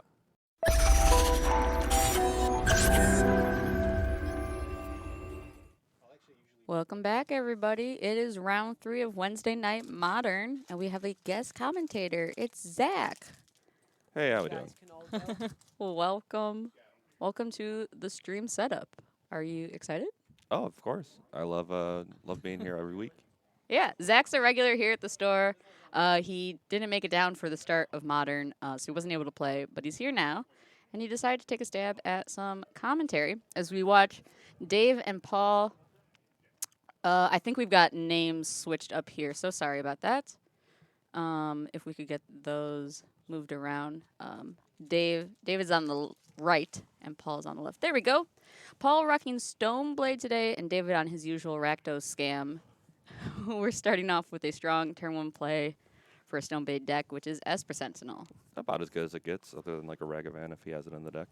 Yeah, absolutely. I don't know if we have his deck list tonight. It doesn't look like it. But potentially we can get him to submit it next time he's in. If you guys are watching, you can submit that through the Discord, the NRG Discord. Yeah, David's always rocking his classical scam. I think there's a lot to be said about just playing the same deck week after week, getting those reps in. Really important. And one of the few starts for Dave that doesn't get taxed by the Esper Sentinel is the Ragavan. Yeah, really good turn 1 play. We've seen a few turn 1 Ragavans tonight. And Stoneblade's one of the few decks that isn't going to have good removal for it. They're probably just going to advance their own game state, maybe hit a Stoneforge Mystic, pick up a sword. Mm-hmm. What sword is Stoneblade playing nowadays? I believe they're going to have Sword of Fire and Ice. They might have the new one from All We Won, the Pro Red, Pro Green. Mm-hmm. Forge and Frontier. Yes. Fire and Ice, the classic sort of Stoneblade Yes. sword, though. Good against Rakdos. Most of their removal is red. A lot of their creatures are red. This is also very good. Whoa, main board. What's this card called? Burnt remind and me. Forge Tender, protection from red, and you can sacrifice it and prevent the next red source of damage. So Ragavan is never connecting this game. Yeah. No, it seems pretty dead on board here. Well, not dead, but not going to go anywhere in the direction of Paul. Yeah, I think there's just a lot of red meta decks right now, so this card seems pretty good against a lot of them. Yep, a tapped land and a pass. Looks like he has probably a lightning bolt in his hand that is completely dead here. Or no removal at all. Prevent all damage a red source of your choice would deal this turn. Yeah, Yes. seems pretty good. It's only got 1-time use, though, because you do have to sacrifice it. Correct, but usually when they do that, it's for something big. Is this Ranger Captain he just threw down? Ranger Captain Yep, he's going to grab his own Ragavan. of Eos, that's what it is. Yep, going to grab a 1-drop. And now can never scam either. If he tries to scam in response to the evoke, he can just sacrifice the Ranger, and he can't use his Undying on it. It's just going to go away. Wow, that's very powerful. Let's get that card up on the screen so our viewers can see. It's that bottom sacrifice that Zach was talking about. When you sacrifice your opponents can't cast non-creature spells this turn. So yeah, it'll cause those feign deaths and undying effects to fizzle. Another land. At least he's making his land drops here. Voidwalker can actually get through with his Shadow. Are there any other cards with Shadow on it that are played? There's like a couple other. They're not playable. They're not playable. They just have Shadow, yeah. But Yep. So it pretty much says unblockable and can't block for all intents and purposes. right. Unless you hit another Dothy Voidwalker, which I have seen come up in a couple games. Sure, yeah. Where the only out to a Dothy attacking for 3 was a Dothy of their own to block. Very cool. Here comes a Ragavan with a dash. I think you're pretty happy to trade off Ragavans here. I think so as well. It looks like David agrees with us.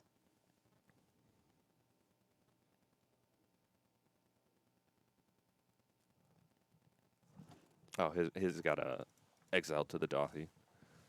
Ah, right. Shock in a Sacred Foundry there and play a magical card. That is a Stoneforge. So here I think we're just going to go get Sword of Fire and Ice, which kind of just breeds protection from your deck. Yeah, let's Everything other see than what kind of Fatal Push. removal David's rocking today. I would guess that Dave has 1 or 2 Fatal Pushes in the list. That's what I was going to say. Yeah, he's got 2 here, and the Terminates got red in them, so they're not Yep. going to do anything. Yep, grabs a sword. Yeah. Seems pretty good here. He's just going to fire off the Ranger Captain in upkeep. Says, I don't want you playing anything that does anything. Wow. Funnily enough, he could use the Dothy Voidwalker to cast it for himself and grab, I guess, a Ragavan that doesn't do anything. I always forget about that part with Dothy, is stealing other people's stuff. That's usually, yeah. That's Um. sometimes the most fun part of the card. Stealing a Primeval Titan that he thought seized. Kind of just ends the Oh. game. He gets very silly against Living End and Rhinos. Don't ask me to explain how it works. It just gets crazy. For sure. I'll take your word for it. You have Rhinos, now I have Rhinos. You have Living End, I will recast the Living End. Ooh. Seems cool. Seems fun. Even more fun, there's 2 Dothys on the Living End, because then it just exiles all of their stuff, and you get all your stuff back. Oh.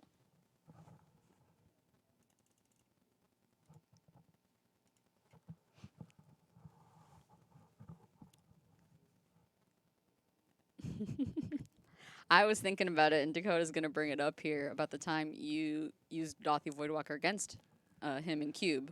Listen, that was a fun time. Avenger of Zendikar, kill your Avenger of Zendikar. I have my own Avenger of Zendikar, but he had not read the card, so he didn't know that Dothy could do that. Yep, and there's a grief. Gonna take the sword or a land? Gonna take the sword. Oh, yeah. Yeah, get that sword out of here. He's going to hard cast it, so no need to scam He it might there. actually want to cast that sword with Dothy here. Gets around the Forge Tender because It's it's a colorless source. You don't need to pay any mana. Oh, Oh, he's thinking about it. our first judge call on camera here. Devin is our in-house judge for tonight. You already had to handle a few calls tonight. We've had a busy one. With 27 players, sometimes stuff gets a little crazy. Oh, and I spotted George in the background too. Dakota thinks he's wondering about the equip cost. No, he's asking about Ranger Captain.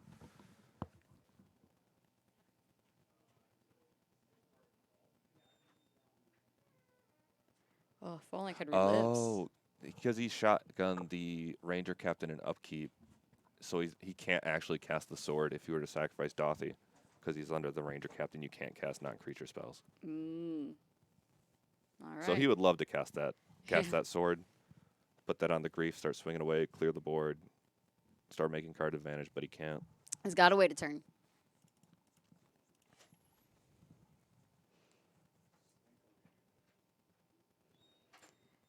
And I'm really not sure about just sort of firing that off the cuff there by Paul. He maybe should have held it up. I'm assuming he was worried about Blood Moon, but I don't know if I don't know if Dave runs Blood Moon in the 3-color version, or just some sort of undying effect. I'm looking here, and I don't see any blood moons in the main or the board. So a bit bold, but it worked out for him. Here is another grief. Big bolt. He reveals beautiful. another land, and he's gonna swing in. Oh, he's gonna cast it this turn. So he's gonna cast the sword, trigger Esper Sentinel, give him a draw. Gets a Stoneforge to hand there. I bet he wish he could have thought seized that. Mm-hmm. Attack for 3, no blocks. And we're down to 10 all here. I imagine we're gonna see a Cauldron Complete being fetched up here, and then put in with the Stoneforge that's already on the table.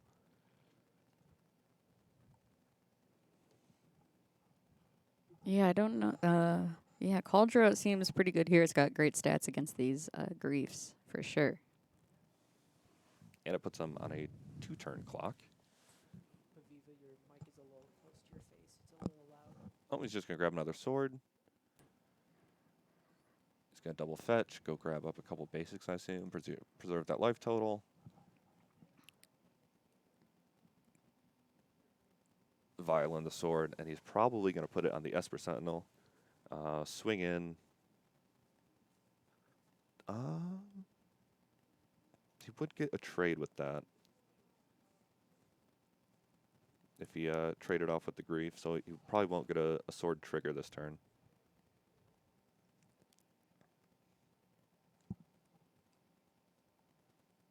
Let's get In we go. Sophie up on the screen here just for all of y'all in chat.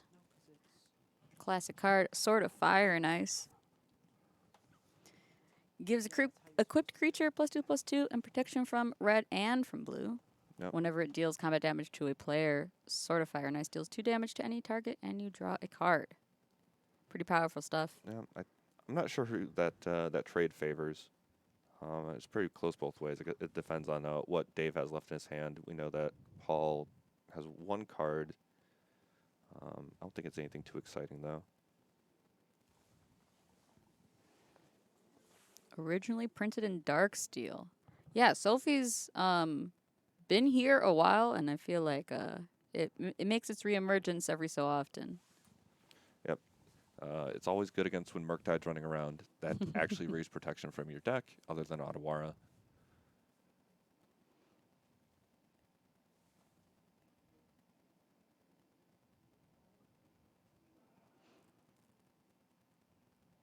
Here's another Dauthi Voidwalker. And we're going to put the sword on that one. Oh, we're going to put it on the grief, sorry. And probably swing in here.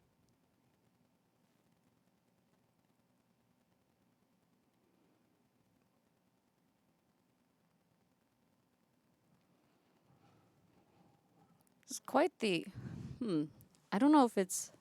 And I don't think that's actually Sword of Fire and Ice that he has on Dave's side. I think that's the new Sword of Forge and Frontier. Oh, yeah? Did we miss something there? He might have tricked us when he was fetching with the first Stone Forge. Well, we'll see by the effect that he gains here. And he just takes the hit, goes to 3. He's going to pitch a Fury... cast a Fury, pitching, terminate. Now he's going to get rid of the damage there with the Forge Tender. But unless he has an answer for this Dauthi, which... Did we not resolve the sword trigger? I don't know. He might have hit the... I didn't see what happened there. Maybe he ran into a creature. No, because he took damage. Yep, he's going to go sword, swing at you, can't block with Dauthi.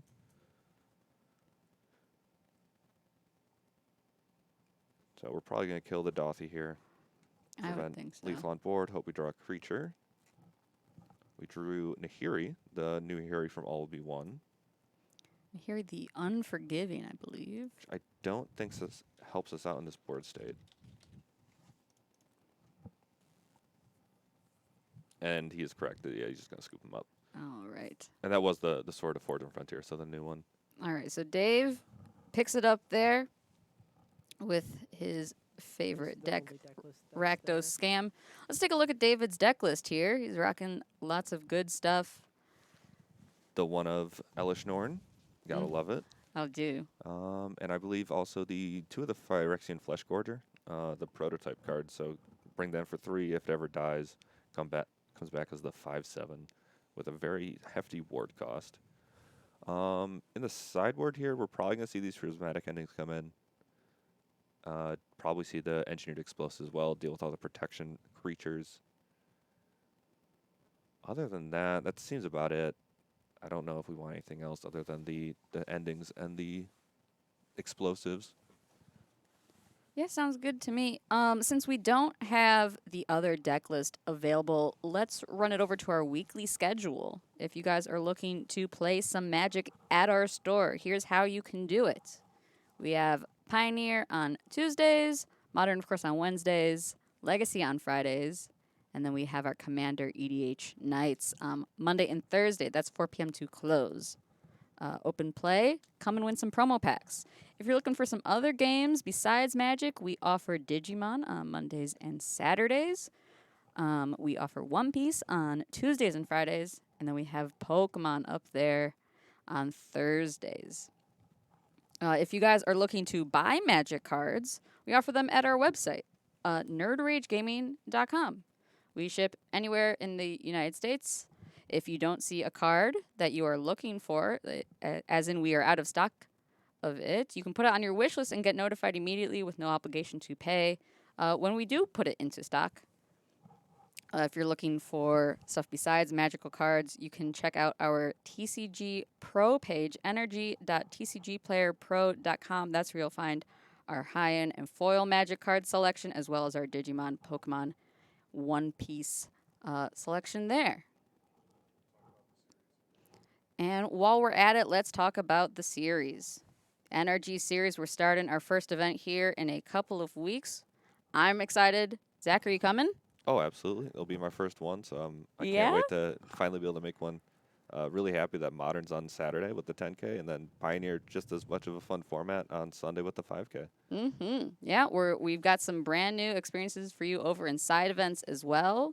I don't want to spoil anything yet. We're working on an announcement about that, but we have tons of stuff in store for you. We're excited to see you come out for that. If you're looking to register, you can do so now on mtgmelee.com, or you can register on site at the event. You are free to do that up until we ring that bell and start the first round. But let's get back to the action here. I think players are still sideboarding, but we can just check out the battlefield here. A nice See the lay little of the pile land. shuffle. Oh, and the sleeves just go so nicely with our mat there. You know, I've talked to some people about like forcing players to re-sleeve their deck when they come into the feature map. Like, here, play with the branded sleeves, I mean, if you want a longer intermission for the or sleeving up your decks, just sell like only Dragon Shield like Peach at the event, because Dragon Shield Peach looks really, really nice on this mat. Jesse played it during Champs, and I appreciated that. Or just like an orange would be good. I'm a fan of the yellow. Yeah. So I've been using the yellows for my whole Modern. So I have a few hundred lying around the apartment. I was gonna say, so are you a one kind of sleeve and that's what you put all your decks in kind of person, or do you have different sleeves for each of your decks? I do it by format. So Oh, okay. my Modern is all yellow. My Pioneer is all the actual blue that Paul has here. And then Legacy? I don't have Legacy. all my Commander decks have different color sleeves, though. There you go. But I kind of got sick of that because once I hit 15, I kind of ran out of colors. 15 commander decks? Yes. Are you serious? Yes. You want they're all in my apartment right now. All built. I believe you. I guess we gotta. I don't need to build a commander deck then. No, I'll play. I'll just borrow one. Easy Ragavan stuff. hit here, though. Oof. Dave flips over the card with confidence, and that's all you got to do. You'll just hit a land 100% of the time. Yeah. David got the first turn Ragavan last game, and now Paul's taking the turn at it himself. And I believe we're in the end step, so it doesn't look we have a second land for Paul. Which might be troublesome. I lied. Rocking the Neon Dynasty Full Art Basics there, my favorite. An excellent choice. An excellent choice. Here comes a Stoneforge.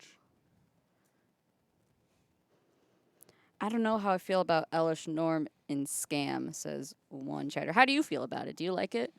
I haven't seen it. I can understand why it would be very good. It's almost impossible to kill with most of the Modern format. And if the game goes to where you're able to cast that and then start bringing out your elementals, it's just over. Although it might just be over regardless. He gets Cultra with the Stoneforge. I do see a Godless Shrine as one of David's lands here, so I assume that's how they would... Oh, I see. And then we both spoke too soon there. Let's see if he has an answer to this Stoneforge. Otherwise, we're going to see a Calder hit the table next turn. Or we're going to see it hit the graveyard. It evokes a Grief let's see. We see the Sword of Frontier. We see. Okay, we see a bunch of different swords. We see Javier Dominguez, and We see what? sorry, see a fervent champion based off of Javier Dominguez. Oh. We were just talking about that earlier. Cards based on people. Interestingly, he pitched a Feign Death for the Grief Evoke and didn't have another one. So that's his only answer to the Stoneforge. He doesn't have any removal in his hand. I mean, pretty obviously, we didn't see the Ragavan die. Oh, love it. We actually got a little label for the cavern going. It's on human. Attacks for 2. Flip over. Another worthless card. Yeah, I wonder how that umbrella got tilted. That is crazy. Did we do that again?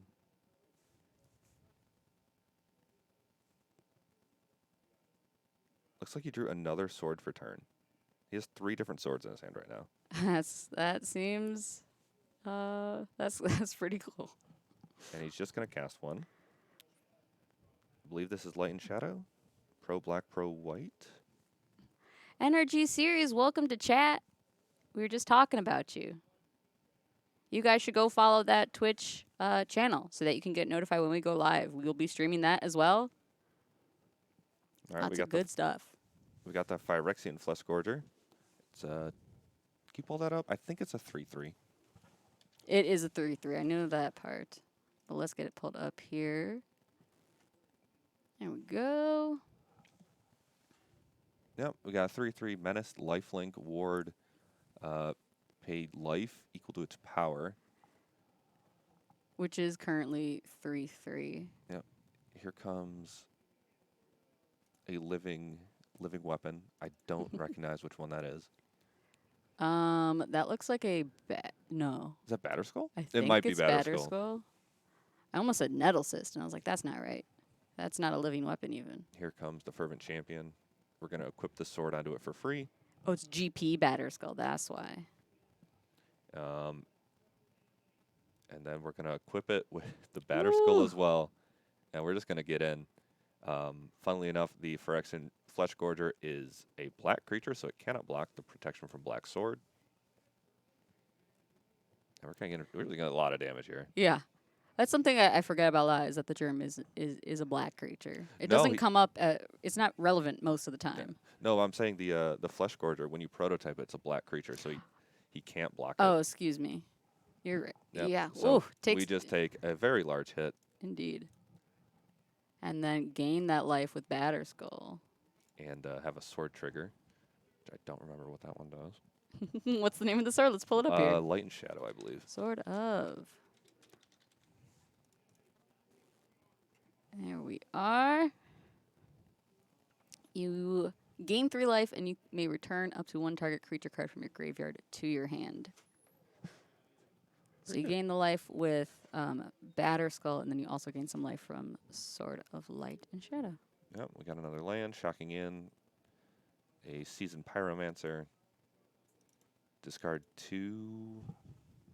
I think we get 1 token here. Yep, 1 token. Draw a couple more cards.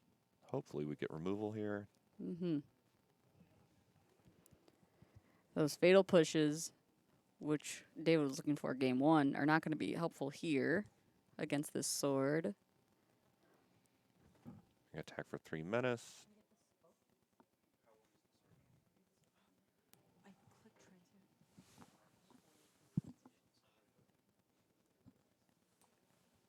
All right. And I believe we have a Sword of Fire and Ice in hand already. So if we have a land... Nope, Forge of Frontier. We don't even need a land. It's Fervent Champion, just going to equip it for free. And that's going to be the game. Protection from red right there. You just got to swing out in for lethal. Mm-hmm. David will scoop up there and will take us to a game 3. Here's David's deck once again. How are you guys doing in chat? If you're enjoying the content, make sure to drop a follow. It notifies you every time we go live. We do this every Wednesday, though, 6:30 p.m. We do Modern. We also stream Pioneer, and we're streaming Pokemon as well. I don't know if you've checked out the Pokemon stream, Zach. I've caught a little bit of it. Looks like it's a good time. Yeah, those commentators really know their stuff. Pokemon's pretty interesting game. It's actually a best of one format. Did you know that? No, I didn't. Yeah. But I assume it's a little bit longer because you have like what, the 6 Pokemons? Yeah, so instead of life, you have what is it, prize cards, and every time you like would take damage or something, you get a prize card. Okay. And when you're out of prize cards, or like when you go to take like your next prize card and you're out, that's when you're dead. Okay. That's a- when you win. When you knock out a Pokemon, you get a prize card. Oh, you get a prize I'm card when you knock out a Pokemon, and then you win when you get I see. when you have. Sorry, none I have it backwards because I believe One Piece is the opposite. Which I just started playing. We offer One Piece. Look at that weekly schedule on Tuesdays and Fridays. Come check it out. It's a pretty cool game. They just came out with their second set.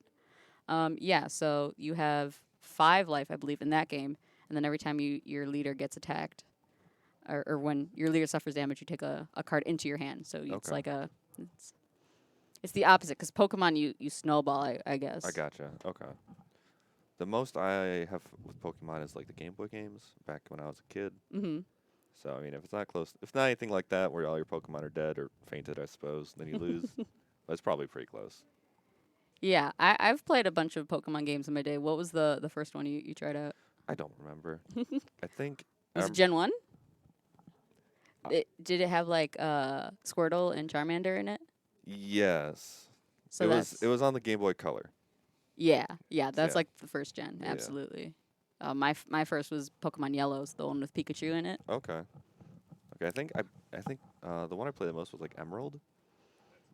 Yeah, that was a good game. We got some people in the back here commenting on our game Peanut choice. Gallery. Yep, I played that the year I started riding the bus in middle school, and I think I beat the Elite Four like a few hundred times. Dang, I definitely did not. It was a great time. I fully lost Pokemon Yellow. It wasn't even mine to Oh, no. to have. It was my boyfriend's. I borrowed it and I lost it at camp. Unlucky. And then I ghosted him. No, I'm just messing. Looks like Dave's really thinking over if he wants to keep this hand. It looks pretty land heavy. I don't think it scams. Well, you gotta But pitch it, he then is you gonna- gotta scam he is it. gonna keep it. Oh, He might be scamming. Nope, he's just Ragavan, which is pretty close to a scam as well. going back and forth here between David and But Paul with these yep. turn 1 Ragavans. Ooh, there's a We- Solitude We peeking do out see there. a Solitude. We might see this evoke to kill the Ragavan. I don't know how scared of the hit are you, of it. Hit. Yeah. I don't know how scared of the hit you are unless he hits a sword. That's pretty backbreaking if Ragavan hits a sword here and he just casts it. Ooh, that would be pretty darn good. We're gonna fetch and shock from Dave there.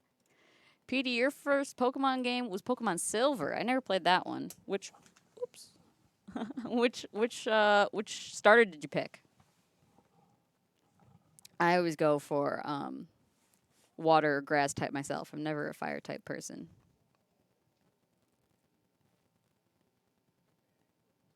Quilava. That sounds like a fire That's type the to fire me. one. Oh no. Always the fire starter? What about you, Zach? I think I always went fire starter. Yeah, that doesn't surprise me. Dakota's a water main. Yep, we see the evoked Solitude pitching into Hiri, No, Cyndaquil is also fire. and that is not going to work how you want it Wait, to, Dave. I'm sorry. yeah. Wait, what is going on? Oh, he's killing it with village rights? Is that card? Yeah, David does play that card. Here, you can see the art. Yep, he's going to draw 2 cards. Let's get village rights up on the screen there. All right, so that was a 2 cards lost for Paul, and Dave just comes out ahead. So it's a 2 for 0 there for Dave. Pretty good interaction. And pitching a pretty powerful card in the new Nahiri. Draw another Sacred Foundry. Can't tell if he has any action in his hand. Yeah, I know. There's 3 lands. Hate to see the flood. Yep. Yeah, he's flooding out pretty bad. He's going to play this. He's probably going to crack the Sunbait Canyon on Dave's end step if he doesn't have anything to cast here.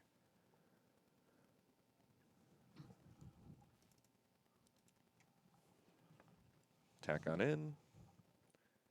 Gets a treasure, and Paul will be happy to see that planes go away. Absolutely. Does not want to draw any more of those.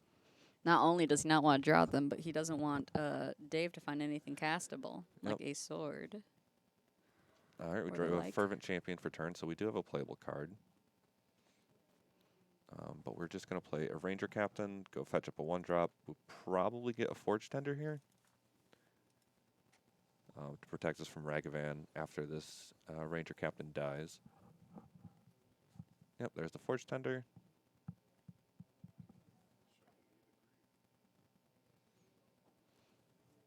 I just heard a Show Me the Grief in the background. You would be correct. That'd be pretty good.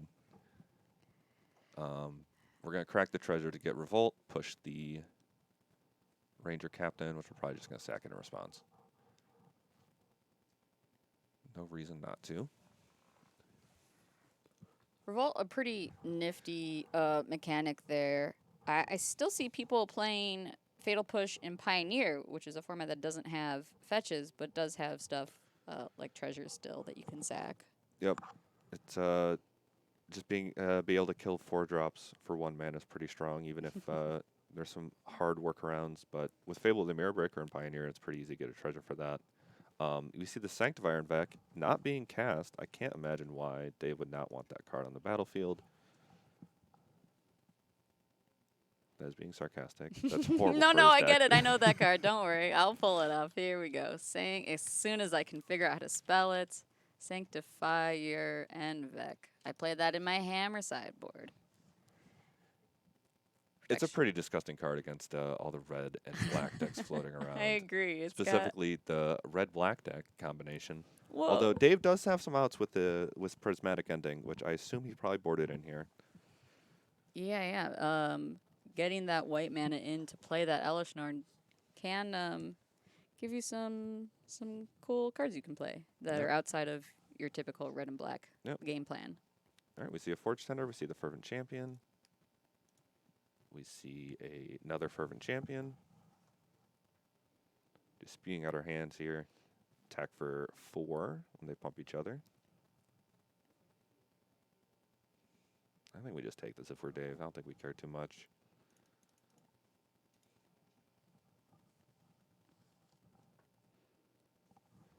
Fetch down to 10. And Elishnorn would be pretty funny to come down next turn. I'm I'd- sure I'd Paul love- would. I'd love to see it. I'm sure Paul would find it very amusing. Yeah. Do you think he's expecting it? I mean, he's seen a bunch of white mana or lands that can. Oh my goodness, like float, Yeah, Produce- a bunch produce of white mana. So he's Oh, got to no, be we haven't- thinking about something. Yeah, we haven't seen it yet. He maybe just assumes it's for some sideboard cards.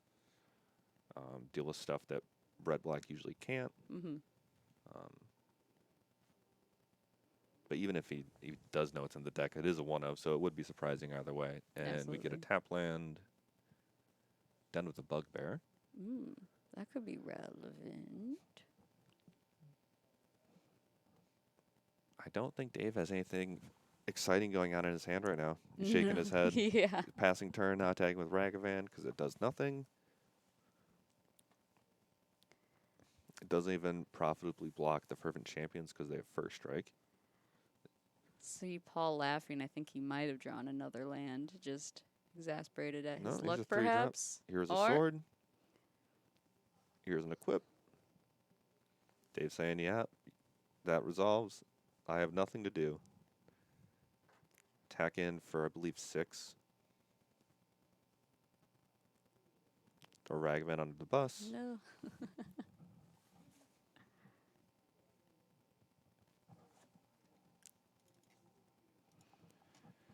Take 2. Hope that we rip 2 Furies off the top Yeah. on our draw step for Dave here.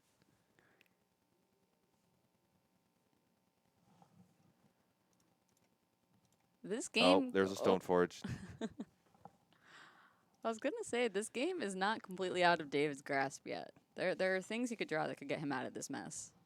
Honestly, at this point, I don't think there is. He's going No? to grab another really good equipment here. Well, before the Stoneforge Yeah. came down. Yeah.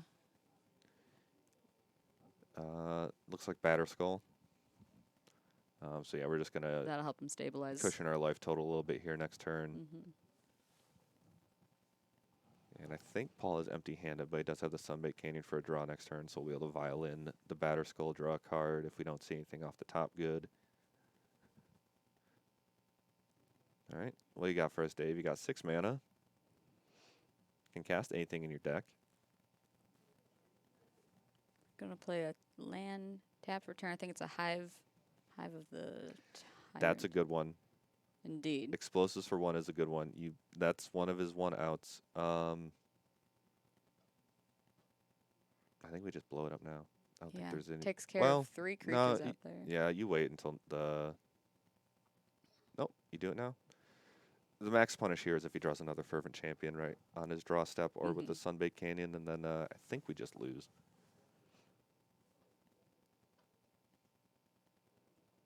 Nope, that's one way to do it. So we have Yeah. our own Ragavan. Looking a little better in the face of no Forge Tender.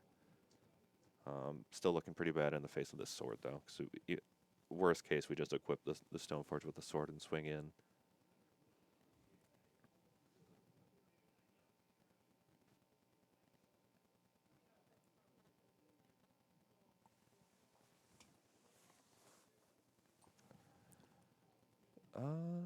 Yeah, dash would be a reasonable option there. Yeah, I don't but think you're blocking with the Stoneforge. yeah, I don't know. I don't know if I'd take that block if I was Paul there. But we're gonna go to his turn. Yep. All Paul did first turn was equip that Stoneforge there, smack in, and Dave will chump block that second Ragavan. And have a bunch of potential spells he could cast on his turn. He's got We got 7. We could cast the Phyrexian Flesh Gorger for its full cost. Have a 7/5 Menace Lifelinker that's colorless. Gets around the sword protections. yeah. Would you rather hardcast a Cauldron or We're gonna hardcast a try and Soul perform. Gorger? I'm sorry? Would you rather hardcast a Soul Gorger or a Cauldron? What would you rather have on your field? I'm gonna go Cauldra. Caudra's pretty good. Cauldron's pretty darn good. But we did just see an illegal game action try to be performed by Fatal pushing this protection from black creature. Mm. That must have been the top deck, because I think you just do that in response to the equip on the previous turn. So 1 card too late there.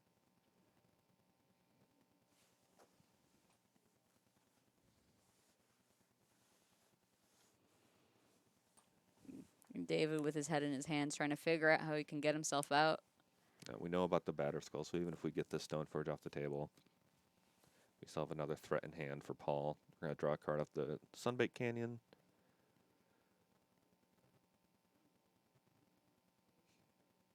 We do have the Hive on Dave's side, so he might just chump block with that. And we're just going to... Oh, there's a Ranger Captain. I assume we're going to see another Fervent Champion picked up here. We've talked about that card a lot. Let's get that up on the screen here for folks at home. Whatever it is, we know it. Nope, it's another Forge Tender, but whatever it is, we know it's just going to die to this Fatal push. Mm-hmm. Not if we sacrifice A Ranger. the Ranger Captain. Can cast no spells in response to any of this shenanigans. Now, if we have a land in hand for Paul, we can go land, cast the Forge Tender, put the sword on it. If we really want to. Oh, we're gonna grab a Solitude back. So that's one reason to pick up the Forge Tender of a white card, but we're just gonna cast it. So we just have a Solitude in hand and a Batter Skull. Yeah, we're gonna push that guy. We're hoping for a good rip. Your Dave's hoping for a good rip here. I don't want to root for anybody. No favoritism. I think he needs a Fury here. Fury and other explosives or Prismatic Ending. It's kind of his only out. Mm-hmm. He has an Elish Nord. Just cast the Norn. It can't block, but it's fun. You are just kind of resigning yourself Oh, to defeat. no. He fatal pushed when the Ranger Oh, effect yeah. should have still been on the board. We're live. Should we go? It looks like they called a judge. I think it's a pretty easy rewind. We'll just fatal push it on upkeep. Okay. But does that mess with our mana? It messes with our mana a little bit.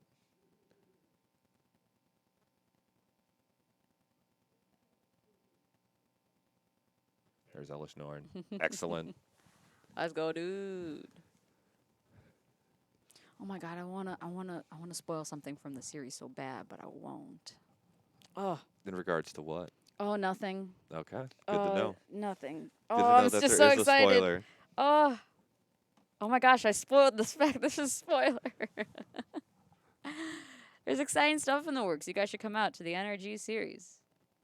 March 25th? Hold on. Yes, March 25th and 6th over in Munzaline. Is it rectangular? I don't know. Lots of rectangular things at a Magic event. All right. Well, here we go. The Solitude is kind of just a 3/2 life linker now. Doesn't do anything with Elish Norn on the battlefield. Is that Cauldron in hand? It is. I don't even think we need it. We're just gonna swing in. Yeah, you could activate the Mystic there and We're put gonna it grab out. our Forge Tender back if we want. It doesn't. I don't think there's anything that Paul can do to mess this game up. Making it a spoiler / surprise makes it more exciting, Dakota. Gotta hype up the crowd, dude. 5 mana. Batter Skull. No ETB effect. Elish Norn says no. It doesn't even get the germ. Oh my Doesn't goodness. even get the germ. But we have a Fervent Champion in hand. We can just equip it next turn. We have like 5 ways to lethal.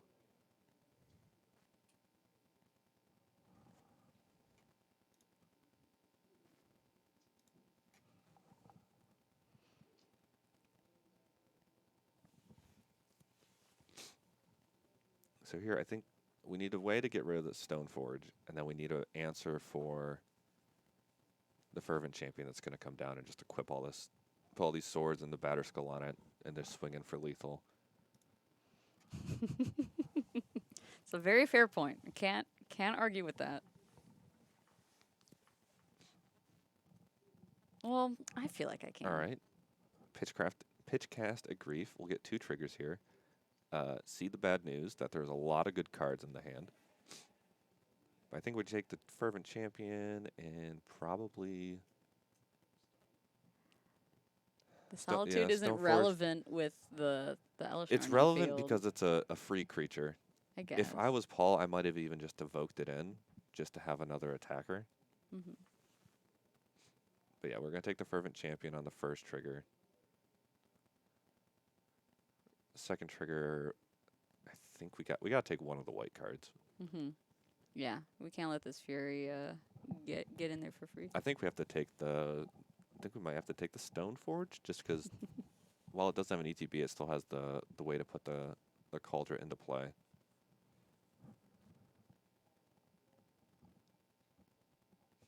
And obviously we don't have another... I don't think we have another Undying effect. Otherwise this Grief would... We wouldn't be thinking, we'd just be taking literally every card out of the hand. Right, yeah. Yep, there goes the Stoneforge. It's going to sacrifice itself twice. Is that really how that works? Yep, it has 2 triggers. It's going to trigger twice for Does all that of it. ever, like, matter? No. Like, how is No, because once it's dead, it's dead. It's like, what is it? Green Sun Zenith shuffles twice? I think.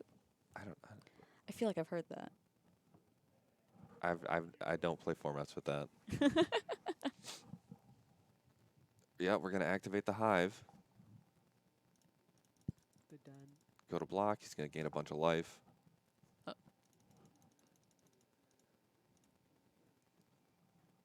We're going to just cycle a Hallowed Moonlight here. Looking for anything. If we find a removal spell that gets around it being very high toughness, and protection from black, and protection from white, we're in business. So I think it's Engineered Explosives number 2 or bust. I think this is a Fury. Oh, no, Fury might do it, because the Fury's going to do a lot of damage. It's Soken's gives us 2 blockers. We get the chump for a few more turns, but we don't get to make any progress attacking, because it has Vigilance. Now, I think we're just prolonging the inevitable. Mm-hmm. We have 1 card in hand for Dave. I think. You should have one card. Yeah, it's Yep, there. one card in hand. Now we know we got a Solitude and a Cauldra on Paul's side.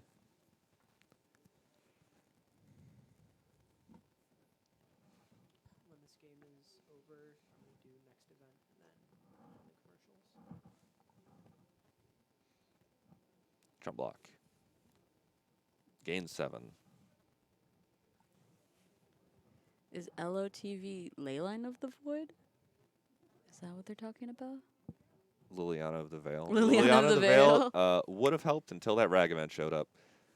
That is no longer an out. Wrong LOTV.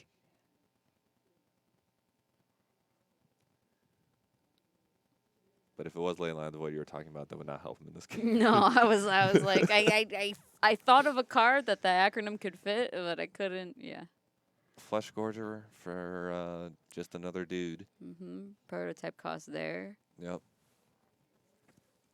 Here comes the Cauldra. Might as well put it in. Germ. Yep. But if we do draw a Fervent Champion, we just get to. I think it reduces it by 2, right? I think so. It's better to have it on the battlefield. There's not Then much just sit Dave in can your do hand. about that. Yeah. It's 3 less. 3 less. So yeah, we Jesus. could equip the Cauldra if we ever see a Fervent Champion. We have one more chump blocker for the Stoneforge Mystic.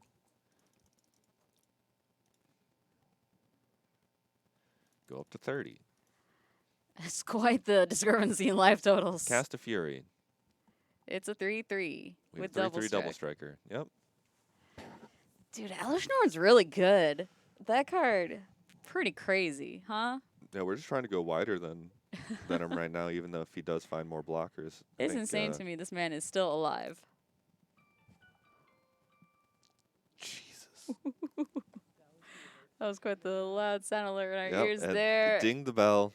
Dave taps out. Right as time and run route out of is gas. called. Okay, going All right. That was a good showing from the Stoneblade deck. Yeah, good showing there. If you guys are looking for some more competitive Magic, check out the NRG series. We are starting our first event here in a couple of weeks. We have a Saturday 10K. It's modern, like you're seeing tonight. If you're more into Pioneer, we got you too. It's a 5K on Sunday. We got tons of side events for all you people looking for maybe some smaller stakes competitive Magic. All sorts of great stuff there. You can earn tickets on the prize wall, or you can earn energy points towards the leaderboard and qualify for the championship at the end of the year. We also have events coming up later in May and June. We are heading out to Minneapolis for a Pioneer 10K and a Modern 5K, and then back home for a Saturday 10K Modern and Legacy Trial. Keep your eyes out, all those Legacy people. We know you are small but mighty, and we'd like to help you play some of that great Eternal format. All right, Haviva, I'm trying to play the Legacy 5K. I don't have a Legacy deck. Where can I get some cards for Legacy? If you're looking to buy some cards for our Legacy Trial in June, you should head on over to nerdragegaming.com. We sell all sorts of Magic cards. We ship anywhere in the United States, or you can also schedule for in-store pickup or event pickup. If you don't see a card listed on our site, you can mark it on your wish list and get notified right away when we list it, so you can be first in line to purchase it. But there's no obligation to pay, only if you want to. And then we have a rewards program as well. The more you spend, the more you save. Get store credit back immediately on your first purchase. But for now, we're going to go pick our feature matches for round 4, and we'll be right back.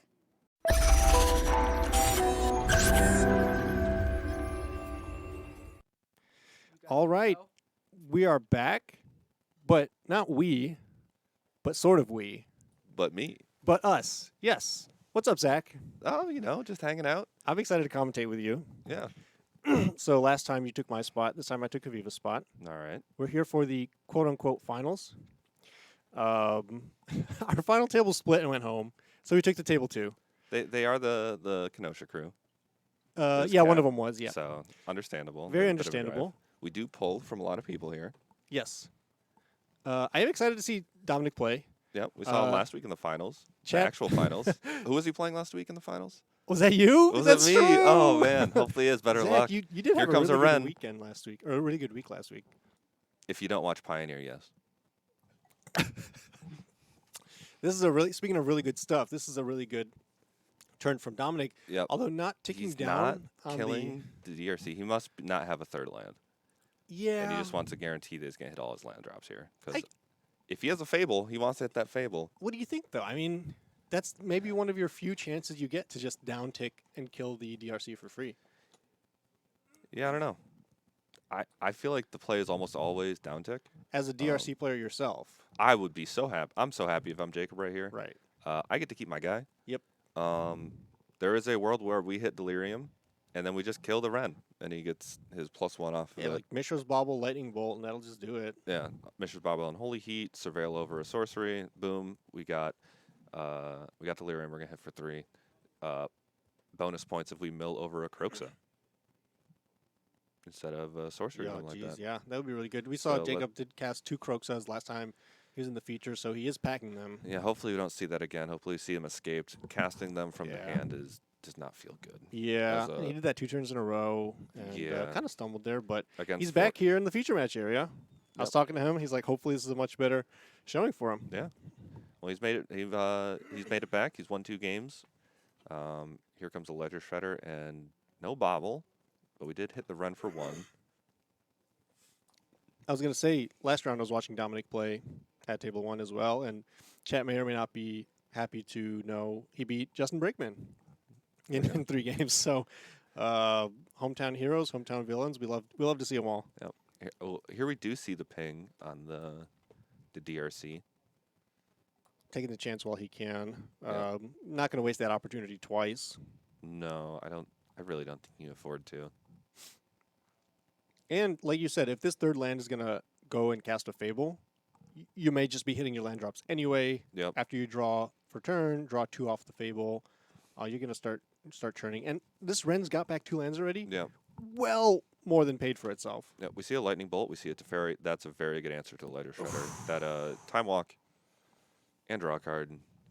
Put that back in your hand, please. And now if you have any Drown in the Locks that you were hoping to counter my creativities with, those are off. Yep.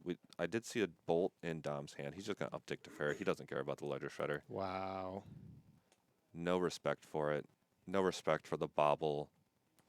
Connive. What would you have done? Bolt. I would have down-ticked this Teferi in a heartbeat. Absolutely. Because you get the card, you get the creature off the field, Mhm. and either Jacob very very likely has to make a decision: do I redeploy this creature, or do I take care of what's on the board? And Yep. you kind of split the pressure in 2 different ways. Yeah. Because it's also still not out of the realm of possibility that we find Delirium and an Unholy Heat and just take out this Teferi, attack the Ren down, Yeah. kill the Ren because it's only on 2 now. Yeah, Dominic playing with fire, but maybe that's the way to go. Maybe I play too cautiously.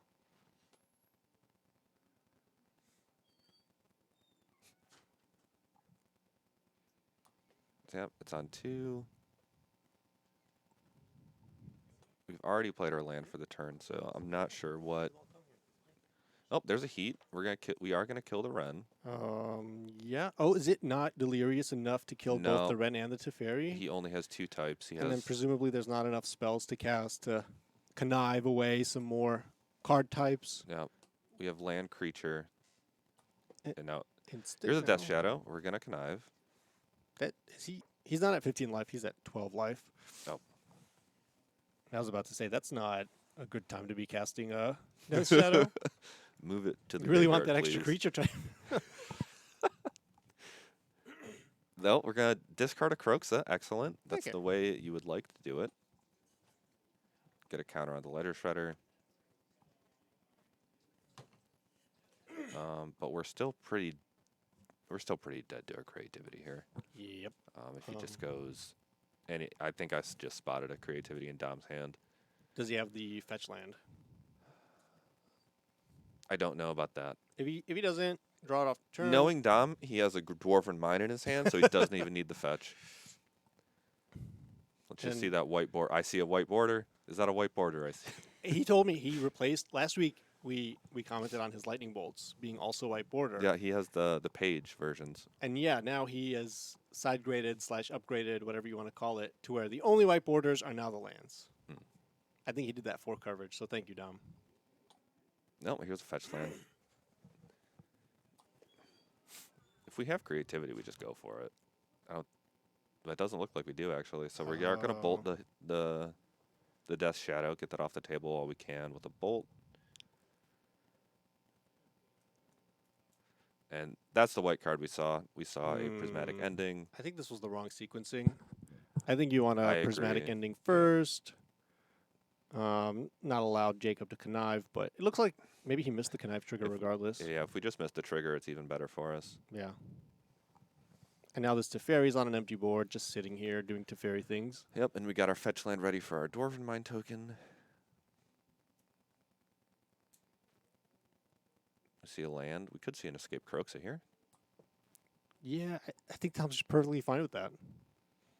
Yeah, we know that he doesn't have creativity in hand, so he has to rip it off the top. It does kind of feel bad going into this Teferi, because Teferi's just going to bounce it. Yeah, he needs to our- draw creativity off the top yeah. or from this Teferi. Yeah, I actually don't think Escaping Croaks is the move here. It might be the only move. I can't. No. Well, we legally cannot cast it anymore, Right. so we played the island. I was gonna say I don't know what other. I can't see Jacob's hand to see what other cards might be castable this turn. Mm-hmm. Kind of hate seeing 4 lands on turn 4 from the Death Shadow deck without any card advantage spells cast. Yeah. No EIs. We got 3 cards in hand, it looks like. No Ragavan. Yep. Be surprised if we have another really good creature to deploy here. All right, so we're casting the EI after we played our land for turn. Is that did I see that right? Yes, and not using the island, so we are limited on the spells that we can cast afterwards. If we have a main deck terminates in here, we can't use it. Not that we can terminate anything. He has a Teferi. Yep. I apologize for forgetting about that very powerful, fun card. I wish it was in Pioneer. Fun Raveler. All right, here we see a bolt.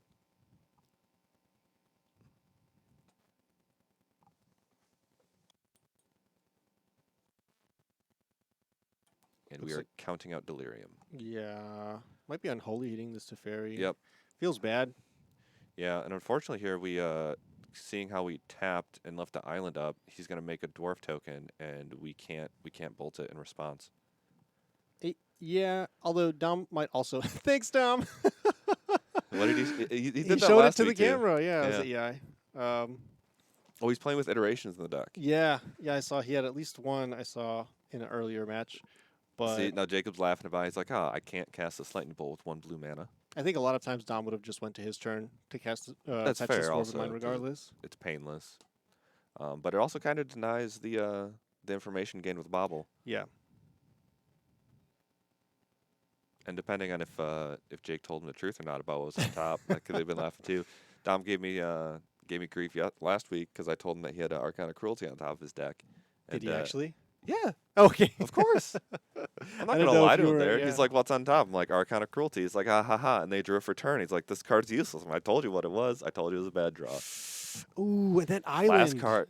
Yeah. Dom Thoughtseize Jacob, and the last card was a S- Death, Death Shadow. Shadow. He Yep, may have been see. able to cast that if he had tapped the island Yep. for the EI. We got another dwarf. Yeah, that's very unfortunate. We just need Jake to be rewarded with. There's I'm- there's no I'm- more reward. I'm lying. He top decked to creativity. It looks like. Is it flip- top decking if it took a couple of turns? For this turn, he top decked it. For this turn, yeah, I just asking more of a philosophical Yeah. question. Okay, and not that it mattered that he can cast the shadow. It would be sacrificed to this Archon. Yeah. And we can draw a card, gain some life, and I think it is the end of the game. Yeah, I guess we destroyed the dwarf that came in last turn and kept the summoning 6/1, so we didn't attack Sure. with it. No Sure. chip damage here. He's just going to pass, and I think we're just going to go straight to combat. Trigger the Archon, -3 life. And then -6 as well. Yes. See, that is the card I'm terrified. Not any side deck Furies Yeah, coming right. in. Correct. I was very happy to see that. But here we I go. We got know. Death Shadow. Do we know? Is this Jacob's exact list? No, I don't think so. We were talking about that earlier. I made a comment about like Underworld Breaches, I think being super strong, but the Death Shadow uh, players maybe being a little bit slower to adopt it than other Mhm. decks. But here we see it's pretty much more or less stock. I'm Yeah. curious to see if Jacob has We'll it. probably see some combination of Engineered Explosives come in to deal with all the tokens that Dom's going to be making. Yep. Spell Pierces or Fluster Storms to counter. Any Unmoored Ego, Thoughtseize effects, anything Yep. like that. Alpine Moon, if he has it, is pretty good. Just It's okay. it's better than nothing. It's close. It's close to It's nothing. close to nothing, but Yeah. it's better than nothing if you don't have too many cards to bring in. We're probably going to take out a Ragavan or two. That seems pretty dead. There's so much one mana removal, and he's just Yeah. threaten ping. You know, I wonder now about. It just occurred to me about these breaches. If he's playing Croxas, that might He- be the same yeah. slot. So we Yeah. might not be seeing these Underworld breaches. Yep. If we have Terminates, we probably bring him in just in case we can play the long game, take out the Archons after they resolve. Thoughtseize still seems fine. All the one mana removal still seems fine. Let's see if we can take a look at Dominic's deck. All right. The interesting thing this week is we got the new Luca, which makes a 3/3 beast. The plus is irrelevant because he's not casting his creatures. But we're probably going to see some Veils of Summer come in. Always a strong card Yes. against the blue-black type decks. Good against Turox, good against Yep. counter magic, good against discard. I want to say this is clearly 61 cards, Mm-hmm. but no Wandering Emperor. Yes. So some changes made. Yeah, it looks like we got the Luca in for the Wandering Emperor, which the Wandering Emperor is very hard to cast on the 5-color Yeah. mana base being double white on turn 4. Especially when you want to be grabbing a Dwarven Mine on your 4th turn anyways. But we'll probably see this third Teferi come in from the sideboard. I don't know if we need to change up our creativity targets. Archon and Atraxa seem fine enough. Yeah, I don't think you need anything like an Emissary. You don't need Besagus, Wear Tears. Yeah, maybe if we find out that he has some sort of unmoored ego effect, maybe we bring one in just so we don't get completely ruined by that. But we already have Atraxa. I was going to say, there's already a second target Yep. in Dominic's deck, so we'll see what he ends up doing and what this second game looks like.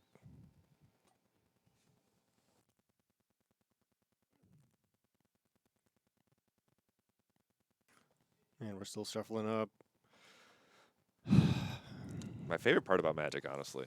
Shuffling? Yeah, chit-chatting, shuffling up.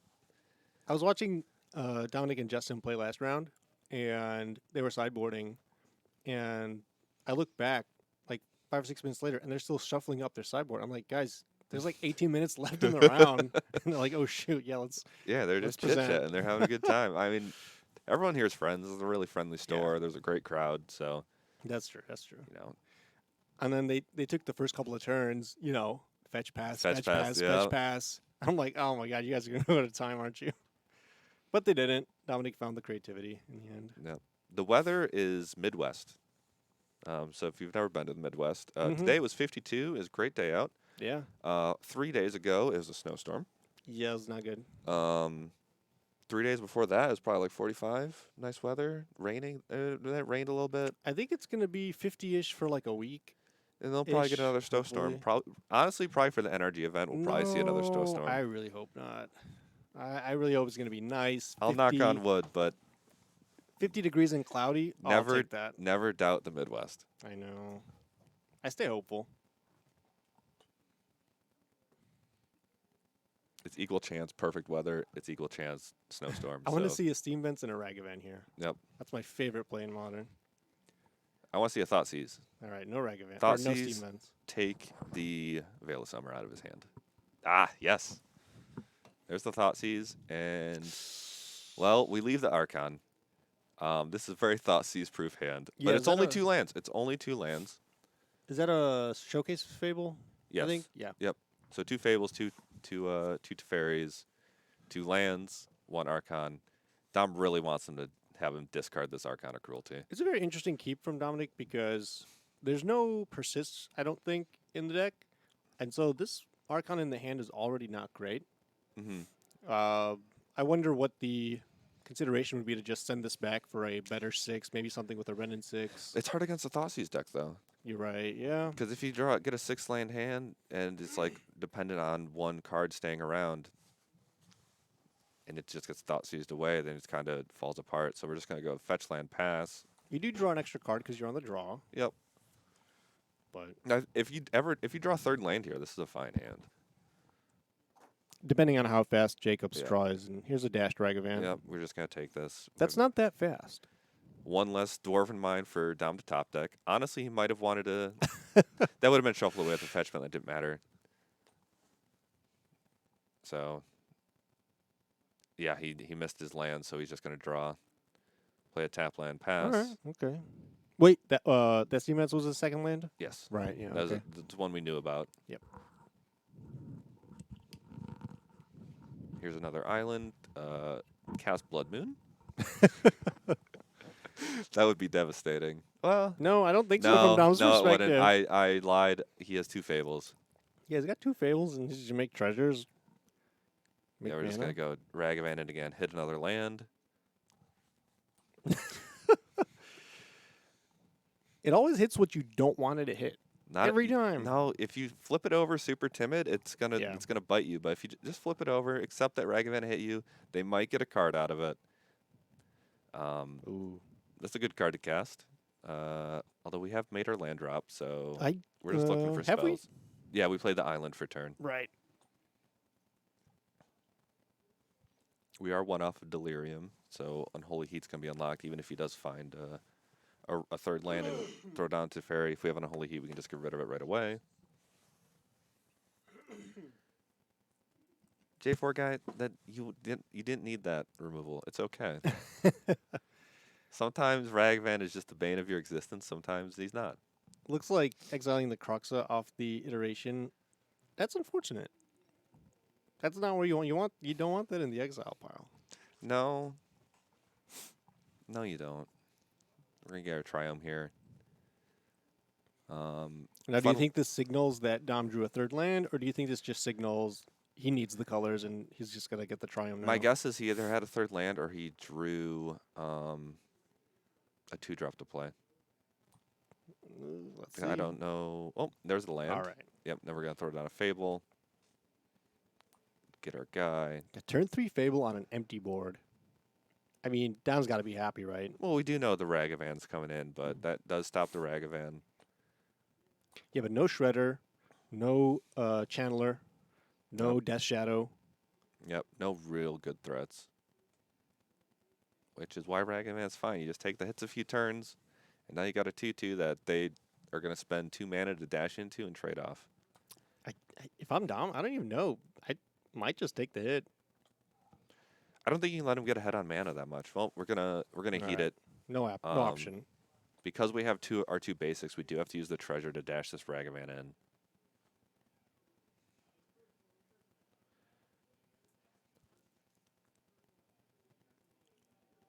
Oh, man. Just the turn when you can finally cast it.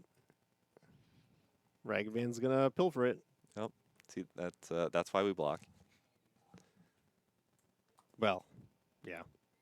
Let's see. I mean, Dom's going to draw for turn. He's going to draw 2 more. Yeah, he's gonna discard 2. We're gonna probably see this Archon hit the bin. Maybe even this Teferi. Maybe the Teferi. It's a good card though. The Traxa 2. Oh, my no. God. Drawing all the big ones.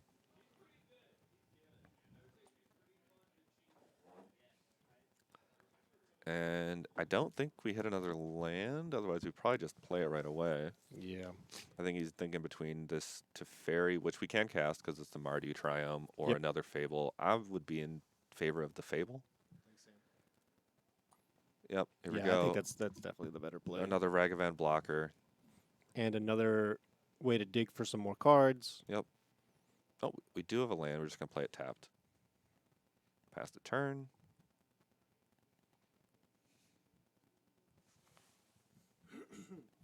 I think, like, with the Teferi, it's fine to have.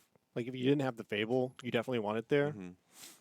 But this Fable alone is a threat. You don't need to be trying to dig to creativity when Yep. these are threatening enough on their own. Yeah, they can win the game by themselves if they really need to. And we just see another Unholy Heat hit a Fable token. And they're going to dash another Ragavan. We're going to flip over a Veil of Summer. Absolutely dead card. And I think we're fine here. Jacob, even though he's gotten all these treasures, his mana base is pretty bad. He's got 2 basics and a Blood Crypt, so he can't double blue spell without the treasure. So we're going to flip a Fable. We're going to loot with the next one. And then in another turn, we're just going to have 2 Fables, which alone, again, can take over a game. Mm-hmm. And if we have a Veil in our hand, we can just go to Fairy with Veil up, even if he has a draw into the lock. Yep. Have a huge blowout, because he'd have to use the treasure, and then now he's down to 3 mana with only 1 red source. But we're just going to pitch it. I See, mean, we don't even want it. It's just not the third's in really his, effective. the third one's in his hand, though. Oh, is it really? I don't, Third to that's Fairy? my guess. Okay. it's just not impactful on this board. It's Mm-hmm. fine to have, but Iteration. that's better. That's a good card. And here we see a draw into the lock. Veil, veil, veil, veil. Show me the Veil of Summer, Dom. Nah. If this was me, you'd have the Veil. It always feels that way, doesn't it? I think Tom's happy just getting that out of I Jacob's think hand you're fine. anyway. Yeah, I think we just, if we don't have a land, we just pass, right? And that's a draw in the lock that's not answering a reflection of Kiki Jiki. Yeah. Oh, we do have the land. So we could just get a Dwarven Mine, get another blocker. Yep, that's what we're going to do. He has 3 cards in hand, and he has 1 red mana. So he can't, unless he draws another land, he can't go removal spell dash Ragavan again. Or double removal spell, maybe. Oh, third Fable? Wow. That's pretty good. That's pretty Yeah. good. We're playing Standard and Pioneer here, baby. Maybe we're playing Modern and Standard. All right. See, now this Ragavan's never connecting. No. And that's the least of Jacob's worried, Ragavan connecting. It's just like, this alone is Yeah. pretty overwhelming. Answering the Goblin Shaman tokens by bolting them and unholy eating them is just not going to be enough. Yep. Dom doing his best redo compression at the PT finals. Wow, that's so true. You think he's going to flip a Hullbreaker Ore? I would give him 20. I'll go give him a Hullbreaker Horror on my deck box right now. I think the only creativity target that was in the sideboard was the Emrakul, I think. Emrakul and a Sarah's Emissary. Sarah's Emissary. That was. Yep. So he's got 2 Archons left in the deck.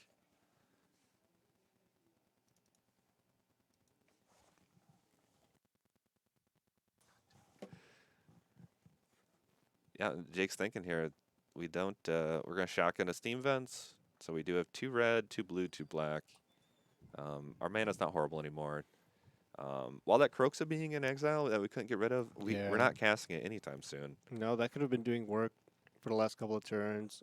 But what do we cast? Well, I guess we had the treasures, but we've been using those for our removal.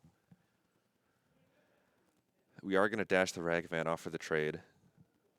And we're just going to trade it off with the free card. Yep, very free. And at this point, Dom's fine drawing Archons too.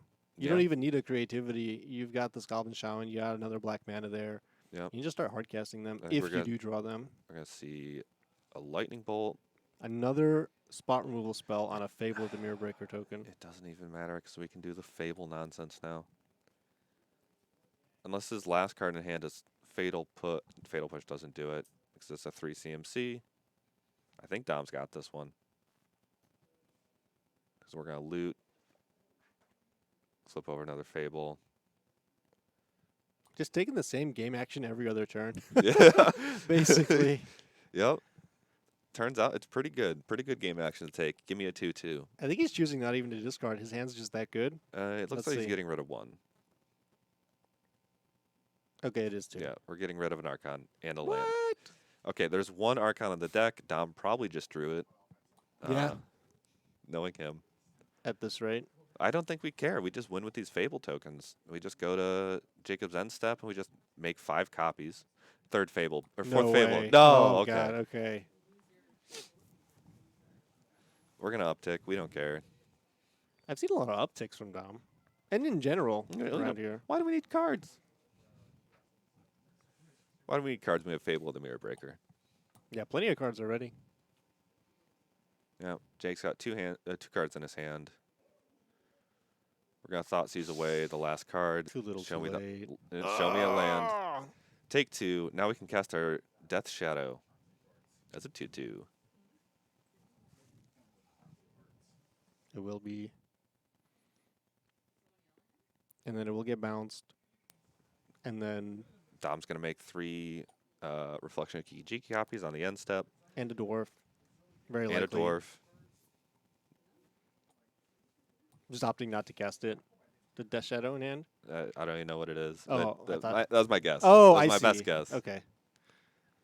Well, now my guess is land. Yeah. I don't think it can be anything to save him. He's on 11. We make 3 copies. We have the 1/1. We have the 2 Fable, 2 reflections already. Help me do the math. We'll have 5 reflections. That's 10. We'll have 1 dwarf. 11. Jacob is at 11. 11 minus 11. 0. I went to school for that. Yes, Gold star for me. I may not be able to do prowess math all the time. I was gonna say I don't want to. I don't want to get into that. I don't want to bring up past mistakes. I still got the win with the top deck build. It's fine. That was more fun for me. You know, what'd be really fun is to have like a token that's just like a really miniature version of your degree, your math degree, diploma, or whatever it is. Here you go. Swing for 11. He's going to lightning bolt. Nope. No, Make you're an not. illegal game action. No, you're not. Judge. Yes. That's gonna do it. Dom's gonna take it down. Pretty decisive 2-0 here against the Shadow and a very commanding 4-0 for the whole night. Yeah, it's Ragman did not win the game. No, Ragman's old news at this point. Yeah, I think he's tired. I Yeah. think it's time to hang him up. I'm glad to have that $250 sitting in a deck box. If you were thinking about playing Ragavan at your next event, just don't Play. Is it breach or is it prowess? play anything else. Yeah. So if you do want to play something, if you do want to play competitive Magic cards, how do you like this segue? We've got next week, 10K. next weekend. 10K. I'm really excited. Modern. Modern 10K. I'm sure we're gonna see a ton of Ragavans. It's gonna be everywhere. I'm gonna bring my prismatic endings. We'll see a lot of dead Ragavans. I'm bringing my Chalice of the Voids. Trust me on that. And Sunday's going to be Pioneer. We're going to have a ton of side events. We've got the ReCQs. I don't have the full list of side events. I think there's a link on the Twitter somewhere Or the website. and the Probably website. on the website. But there's going to be a ton of stuff to do. So show up. It's going to be a ton of fun. There's always a bunch of fun people there. Always great to meet new people. Always great to see familiar faces. And then we're going to do it again in May. And we're going to do it again in June. And it's going to be awesome. Yeah. Get your series points. Get your championship qualifications. And get your RCQ invitations. Absolutely. And if you need cards, right after you find all the information for the events and sign up, jump onto our Nerd Rage, find all the cards you need for the event. I know they've been having a buy list for the past couple weeks, so they've been picking up a lot of the popular cards, so they should have what you need. And if you don't, just put it on your wish list and you'll get an email. Yep. Zach, it was awesome commentating with you. Yeah, it was a pleasure. This Thanks was for really, having really me. fun. Anytime. Yeah. And Well- everybody in chat, thanks for hanging out. Hopefully, be on the other side of the screen next time. Follow the